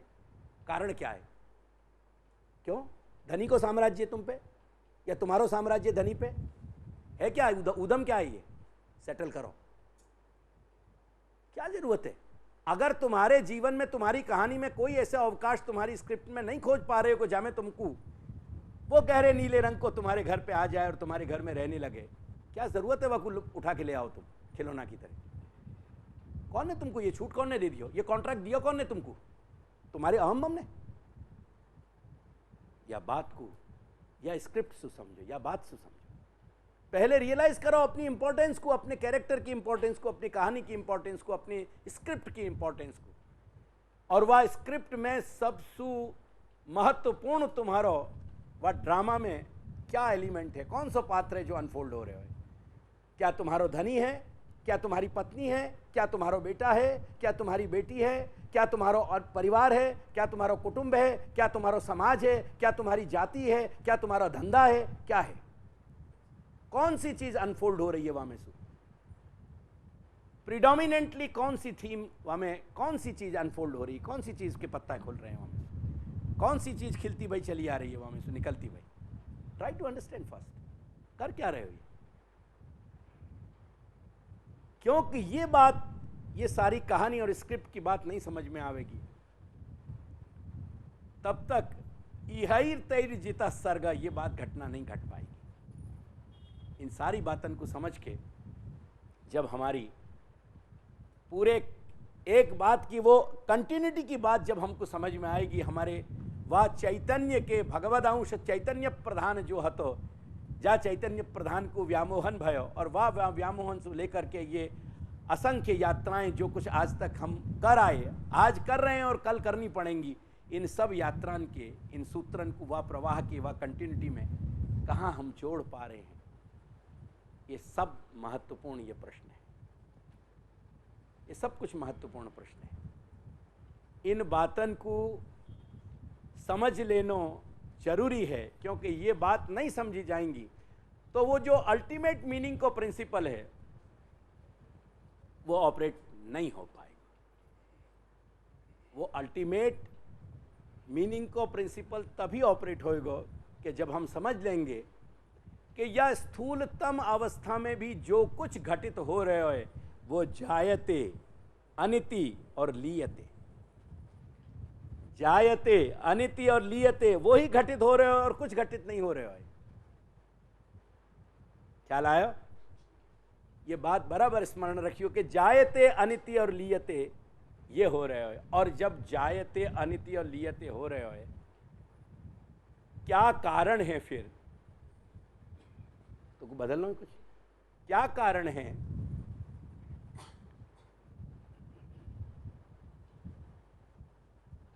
कि सेवा को जो तात्पर्य है, जो आंतर अर्थ है, और सेवा को जो बाह्य अर्थ है, ऊपर को जो अर्थ है, उन दोनों भीतर के अर्थ को और बाहर के अर्थ को हम क्यों नहीं समझ पा रहे हैं? आंतर अर्थ को और बाह्य अर्थ को हम क्यों नहीं समझ पा रहे हैं? क्या घटना घट रही है? वो घटना ये घट रही है कि हम सब जगह हमने कंपार्टमेंट कर रखे हैं, सब जगह हमने लक्ष्मण रेखाएं बना रखी हैं, बाइफर्केशंस हैं, रेमिफिकेशंस हैं, टुकड़ाएं हैं, डिकोटॉमीज हैं, एक टुकड़ा ये है, एक टुकड़ा ये है, एक टुकड़ा ये है, एक टुकड़ा ये है, ये सारे के सारे हमारे बाइफर्केशंस चल रहे हैं, हमारे रेमिफिकेशंस चल रहे हैं। ये हमारे करके कोई चीज हमको समझ में नहीं आ पा रही है। जब विदेह की सभा में, महाराजा विदेह की सभा में जब योगेश्वर पधारे 9, तो उनने उनको बड़ो पूज्य भाव सु उनको अपनो सम्मान अर्पित करके और उनको भगवत स्वरूप के उनकी जो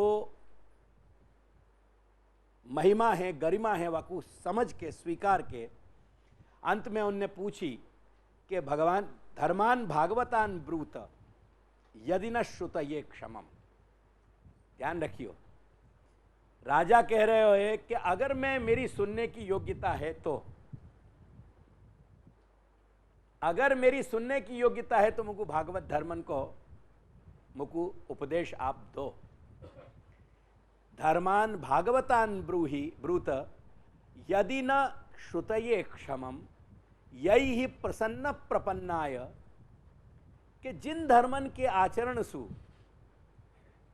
जिन धर्मन के आचरण सु प्रपन्नाय, जो शरणागत जीव शरण में आए हुए उन धर्मन को आचरण करते भय, उन सारी बातन को निर्वाह करते भय, दास्यति आत्मानम अपि अजह, अजह अपि, वो जो गहरे नीले रंग को रूप स्वरूप है, वो जो गहरे नीले रंग को तत्व है, वो अपने स्वयं को भी दास्यति सौंप दे रहे हो कि चल तू, मैं तो को और क्या दूंगा, मुझको खुद ही, मैं खुद ही तेरे बट में आ रही हूं, चल। पहले ये प्रश्न पूछो, या प्रश्न के जवाब चले, वाके बाद एक दूसरा प्रश्न पूछे उनने, अथ भागवतम ब्रूत, भागवत धर्मन की बात तो मैंने आपसे पूछ ली नहीं, अब मुझको उन धर्मन को धारण करने वाले व्यक्ति को व्यक्तित्व बताओ। ख्याल आयो? तुम में से कोई बात कहेगो कि ये क्या बात भाई, वाह उन धर्मन को धारण करने वाले व्यक्ति को व्यक्तित्व मुझको बताओ, यानी उनके अंदर की कहानी मुझको बताओ। थोड़ा सा मेरे साथ कसरत कियो करो माथे की, कि कौन सी बात कहां जुड़ रही है, क्या कहानी है उन हर एक में, जो उन धर्मन को अपनी स्क्रिप्ट में धारण कर, अपनी कहानी में धारण किए भय हैं। तो कह रहे हैं कि अथ भागवतम ब्रूत यद धर्मो यादृशो नृणाम, और वो क्या प्रकार से उन धर्मन को धारण करे हैं, यथाचरति, जा प्रकार से उनकी ऑब्वियस जो कृति है, उनकी चेष्टाएं वो जो हमको दिखाई देवें, वो कैसे उनको आचरण हमको दिखे, और क्या प्रकार की भाषा वो बोलने लगे हैं, और कौन से प्रकार के वेशभूषा इत्यादि चिन्हन से हम उनको पहचान सकें।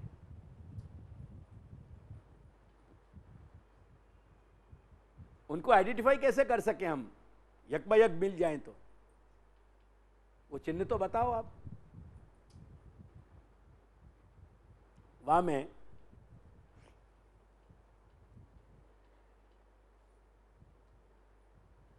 सामान्य ये सब अर्थ घटित कर रहे हूं मैं, अपनी पूरी मेरी जो थीम चल रही है, कह रहे हैं कि सर्वभूतेषु यः पश्येत्, उनमें योगेश्वरन में हरि नाम के जो योगेश्वर हते, भगवान हरि बोले कि सर्वभूतेषु यः पश्येत् भगवद भावम आत्मनः,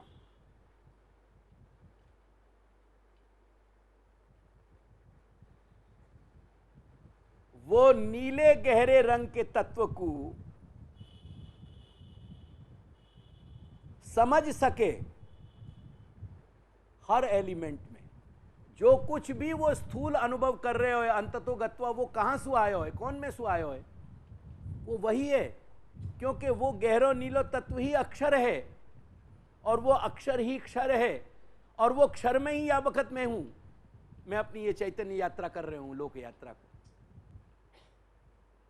ये तीनों चीज न तो मेरो जीव चैतन्य पृथक है, न मेरे अस्तित्व को स्थूलता जो बाकी देह इंद्रिय प्राण अंतःकरण है वो अलग हैं, न ये देह इंद्रिय प्राण अंतःकरण जो सुख दुख को अनुभव कर रहे हैं वो कुछ अलग है, न जहां जहां परिवेश में जहां मैं खड़ो भय और जा प्रकार से मेरी सूरत शक्ल, मेरो घर परिवार कुटुंब जाति समाज देश इत्यादि प्राप्त भय, न वो वासु अलग है। और ये सब कुछ जो स्थूल है वो बहते भय गंगा के जल की तरह, वो शक्ति रूपा गंगा के अंदर ही रहो भयो है, वो अभिन्न है दोनों। ये लिए ये अक्षर ब्रह्मसु अभिन्न है ये सब कुछ। और ये अक्षर जो सामर्थ्य रूप है वो वह गहरे नीले तत्व सु अभिन्न है। देयरफॉर अल्टीमेटली मैं वह गहरे तत्व सु अभिन्न हूं, मैं वह गहरे नीले तत्व सु अभिन्न हूं। ये पहली आधी लाइन को अर्थ भयो। भूतानि भगवती आत्मनि एष भागवत उत्तम, इन सबन को में वाको अभेद देख ले, और इन सबन को अभेद वा में देख ले। जो गहरो नीलो तत्व है वही ये सब कुछ है, और जो ये सब कुछ है वही वो गहरो नीलो तत्व है। ये बात समझ लीजिए। पहले वो कह रहे हैं कि ऐसा इंसान जब अपनी कहानी खोज के वहां पे स्क्रिप्ट लिखे और वह स्क्रिप्ट पे जब आगे चले, वो फिर स्क्रिप्ट भक्ति की हो या शरणागति की हो, वो भागवतोत्तम है, उत्तम कोटि को भागवत है। ख्याल आयो?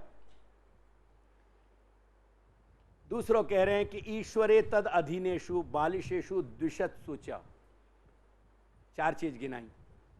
ईश्वर जो वह गहरे नीले तत्व सु प्यार करे, उनके शरण में आने वाले जितने भी हैं वह गहरे नीले तत्व के, वह कृष्ण के, उनसु मैत्री रखे। और जो बुद्धि सु सक्षम नहीं है, जो नहीं समझ पा रहे हैं धर्म की आध्यात्म की गहराई, उनके प्रति कृपा रखे, दया रखे। और जो श्रुति के तात्पर्य को विरोध करने वाले हैं, कौन सा श्रुति को तात्पर्य? द्विरूपम तद ही सर्वम स्यात् एकम तस्माद् विलक्षणम। याद कर लो, खोलो पोतिए। परब्रह्म तो कृष्णो ही सच्चिदानंदकम बृहत्। खाली बोल मत जाइयो तोता की तरह, वहां को अर्थ अंदर घोटियो। बोलने से मैं बहुत प्रभावित नहीं हूं। ख्याल आया कि नहीं? परब्रह्म तो कृष्णो ही सच्चिदानंदकम बृहत्।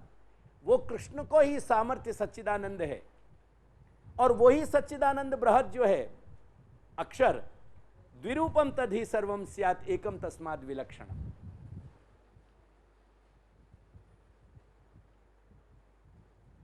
एकम तस्माद् विलक्षणम।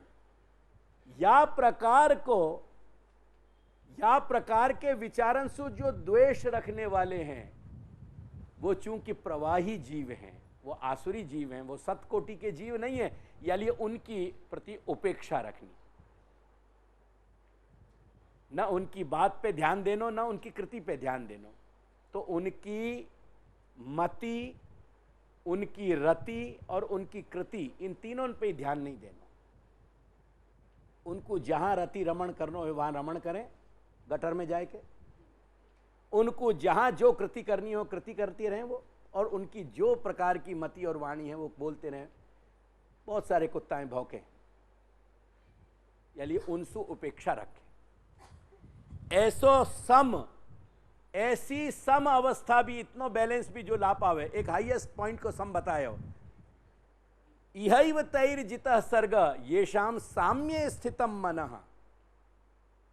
ये वासु नीचे आयो स्थितम, ये नीचे नंबर को, दूसरे नंबर को बैलेंस। तो highest balance, mediocre balance, and non balance. अर्चायामेव हरये, जो पूजा की जो प्रतिमा है, पूजा को जो विग्रह है, वह पूजा के विग्रह में ही भगवान को स्थित मान के और पूजा करते रहना। अर्चायामेव, अर्चा यानी अर्चन जाको होय, पूजा जाको होय, ऐसा विग्रह, ऐसा स्वरूप। अर्चायामेव हरये पूजाम यह श्रद्धया ईहते, जो श्रद्धा सहित केवल अर्चा में ही पूजा करतो रहे, न तद भक्तेषु न च अन्येषु, पर सब जगह वाके डिकोटॉमीज हैं, बाइफर्केशंस हैं। स्थूल जगत स्थूल है, ये जैसो है बस वैसो ही है, या सो अक्षर को कुछ भी लेन देन नहीं है, ये अपने आप स्थूल अलग है, जगत अलग है, ईश्वर ब्रह्म अलग है, अक्षर ब्रह्म, और वासु भी अलग, कृष्ण अलग है, तीनों अलग अलग है। तीनों की कोई एक दूसरे की सत्ता में कोई को बंटवारा है, लेन देन नहीं है। ऐसी स्थूल मति, अगर कृष्ण वासु अलग है तो ये जगत आयो कहां से? अगर कृष्ण वासु अलग है तो ये अक्षर आयो कहां से? अक्षर अगर यासु अलग है तो ये क्षर आयो कहां से? क्या कहानी बनी, ये बात क्या बनी? पर उनके बाइफर्केशंस खड़े हुए हैं, डिकोटॉमीज हो रही हैं, रेमिफिकेशंस है, टुकड़ा कर दिए, कुछ नहीं है। ये स्थूल जगत स्थूल की तरह चल रहे हो। ये स्थूल, घोर स्थूल मति के जो लोग हैं, उनमें कोई तरह का बैलेंस नहीं है, वो कोई समावस्था नहीं है वहां। या बैलेंस के कारण, ये बैलेंस बिगड़ जाने के कारण अपन को अपने सेवा के कॉन्सेप्ट समझ में नहीं आ रहे हैं। सेवा के बेसिक कॉन्सेप्ट समझ में नहीं आ रहे हैं। सेवा के जिन कॉन्सेप्ट को तुम ईश्वर के विधान गिनो, वास्तव में वो मनुष्य के बनाए हुए विधान है। अगेन, जो सेंटर में पीस आना चाहिए बाकी जगह फिर तुमने अपना पीस डाल दिया होगा करके। इतने सारे भेद हैं तुम्हारे सेवा के। सेवा को जो मौलिक मूलभूत आधार है, मैं एक बात पूछूं, जैसे तुम मोटे तौर पे जो तुम्हारे विधि विधान है, आज अगर पीले रंग को वस्त्र आना चाहिए, नहीं आयो, क्या तकलीफ पड़ गई, क्या आफत आ गई? आज अगर सतुआ भोग आना चाहिए, नहीं आयो, क्या आफत आ गई? आज अगर हिंडोला झूलना चाहिए, नहीं हिंडोला मिले तो क्या आफत आ गई? क्या सेवा टूट गई? क्या सेवा नहीं रही? क्या सेवा शब्द को यह अर्थ है? कहीं तुम्हारे प्रसादी और अनप्रसादी भेगे हो गए, क्या आफत आ गई? पहाड़ टूट गए? बस इन्हीं आधारण पे तुम्हारी सेवा चल रही, कुछ नहीं है। आज तक एक व्यक्ति ने मुझको नहीं पूछो, मैं कंठी पकड़ के कह रहा हूं, एक व्यक्ति ने नहीं पूछो कि मैं भगवान को प्यार करता क्या तरीका से करूं। मैं दूध की सेवा कर लूं, मैं मिश्री की सेवा कर लूं, मैं खोआ की सेवा कर लूं, मैं नागरी की सेवा कर लूं, मैं पथरा की सेवा कर लूं, जाकी करना है करो। क्या जवाब दूं तुमको? तुम तो पाप कर रहे हो, मोकू मेरे पाप मोकू तुम टांग पकड़ के खींच रहे हो। नहीं खींचूंगा मैं नहीं खींचूंगा। मैं इतना वजनदार इंसान हूं, मैं तुम्हारे संग पाप में नहीं पाप करूंगा। मेरा एक ही जवाब है कि जो श्री महाप्रभु ने कही वह तरीका से करो, मोकू कुछ मालूम नहीं है, क्योंकि तुम मेरे गले को खींच देना चाह रहे हो। मोकू गले की सांसें रोक के मोकू कह रहे हो कि तू कह बोल, तू गुरु की छाप लगा में हम यहां कि आ प्रमाणे तू करी ले, तू खाली मिश्री करी ले, तारी सेवा थई जैसे। नहीं कहूंगा मैं, वो कहलवानो है महाप्रभु से कहलवाओ, दादाजी से कहलवाओ, ये सब तुम कहलवा रहे हो, ये तुम्हारा समाज मुझसे ये कहलवाना चाह रहे हो। मैंने ये कहीं पढ़ो नहीं है महाप्रभु के ग्रंथन में। सवाल प्यार करने को है। क्या पीलो कपड़ा नहीं मिले हो जा दिन तो वह को नहलायो नहीं जाएगा, वह को खिलायो नहीं जाएगा, वह को जगायो नहीं जाएगा, वह को सुलायो नहीं जाएगा, तो तुम्हारे अपराध पड़ गए। मुकट की जगह टिपारा आ गए तो अपराध पड़ गयो, और टिपारे की जगह अगर चंद्रिका आ गई तो तुम्हारा अपराध पड़ गयो। तुम्हारे पास पाप की लिस्ट ऐसी है कि तुम अपनी कहानी पाप के आधार पर ही लिखना चाह रहे हो। तुम्हारे पास स्क्रिप्ट लिखने को कोई दूसरा तरीका ही नहीं है। तुमने सारी अपनी कहानी को पाप पुण्य पे लिखी है, और वहां पे तुम अपने अहम में खुशी हो रहे हो कि हमने न जाने कितनों बड़ो तीर मार लिया। मैं पूछ रहा हूं कि सेवा क्या है? मुझको सेवा समझाओ पहले। कपड़ा पहनाना सेवा है? कपड़ा पहनाना सेवा को एक तरीका हो सके, सेवा नहीं, भक्ति नहीं है। भक्ति की बात करो पहले मुसु। और तुम्हारे माथे में रेमिफिकेशन आ અહીંથી ઉઠાવીને અહીંયા રાખી દીધો, એટલું આ ડિસ્ટન્સ આવી ગયો, અડકી ગયો, છોવાઈ ગયો, निकालो। एक टुकड़ा, दो टुकड़ा, तीसरा टुकड़ा, चौथा टुकड़ा, पांचवा टुकड़ा, छठा टुकड़ा, सब टुकड़ाएं लग रहे हैं। सब टुकड़ान में सेवा के टुकड़ा टुकड़ा हो गए, कुछ नहीं रहे हमें। ये ग्रामर क्या है? ये बात पीछे की है। हमारी स्थूलतान को हम कैसे परिमार्जित करेंगे, उनको कैसे शुद्ध करेंगे। कोई इंसान मना नहीं करे 4 दिन नहीं मत नहा के देखो और मेहनत करो, धूल मिट्टी में मेहनत करो, ऐसे काम करो कि जिनसे तुम्हारे शरीर पे, त्वचा पे गंदगी जमे, और 4 दिन के बाद जब शरीर दुर्गंध देने लगे, वह के बाद बहुत अच्छे क्वालिटी के साबुन से नहाओ, और नहा के अच्छे बड़े शुद्ध वस्त्र पहनो। देखो कैसी खिली भई अनुभूति होगी, कैसी सांस लोगे तुम चैन की, कि आहा क्या बात है। एग्जैक्टली यही शुद्धि और अशुद्धि में फर्क है, यही अपरस और अनपरस में फर्क है। मैं यासु इनकार नहीं कर रहे हूं, ध्यान रखियो, लेकिन वह 4 दिन की गंदगी सु, अगर 4 दिन के कहीं यातना सु भोग तो भयो तुम्हारो बालक या तुम्हारो पति कहीं अचानक तुमको मिल जाए, जाको तुम 4 दिन सु प्राण की कीमत पे खोज रहे हो कि कहां चलोगे हो, वह बखत वाकी दुर्गंध के कारण वासु कहोगे कि दूर खड़ो रहे तू? है हिम्मत इतनी? क्यों?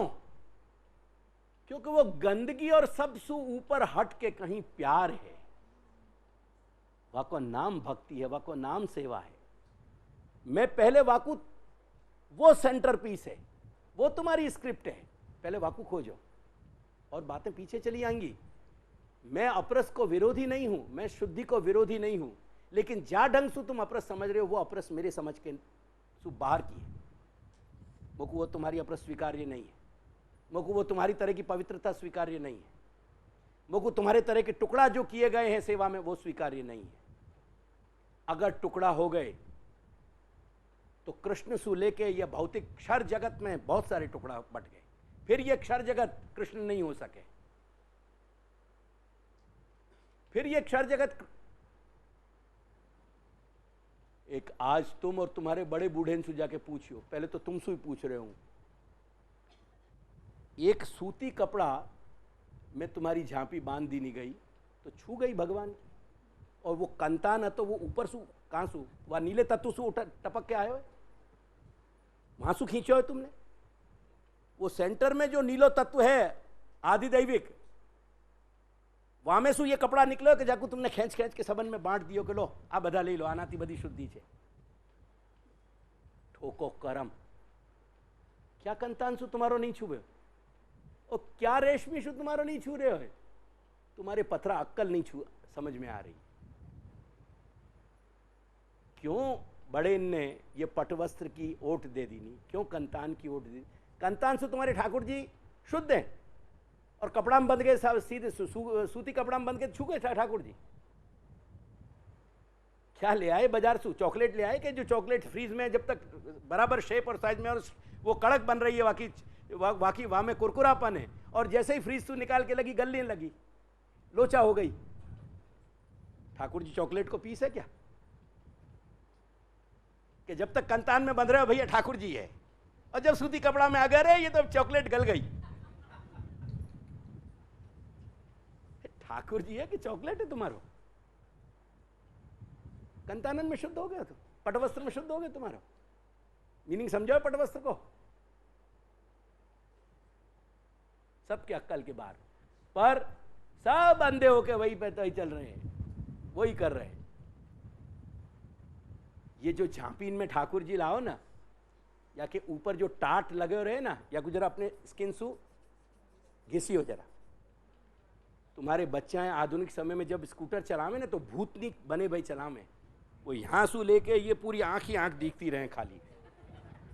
वो भूतनी है क्यों बने? क्योंकि या कोमल स्क्रीन पे सूर्य की किरणें या को खा नहीं जाए, चाट नहीं ले या को।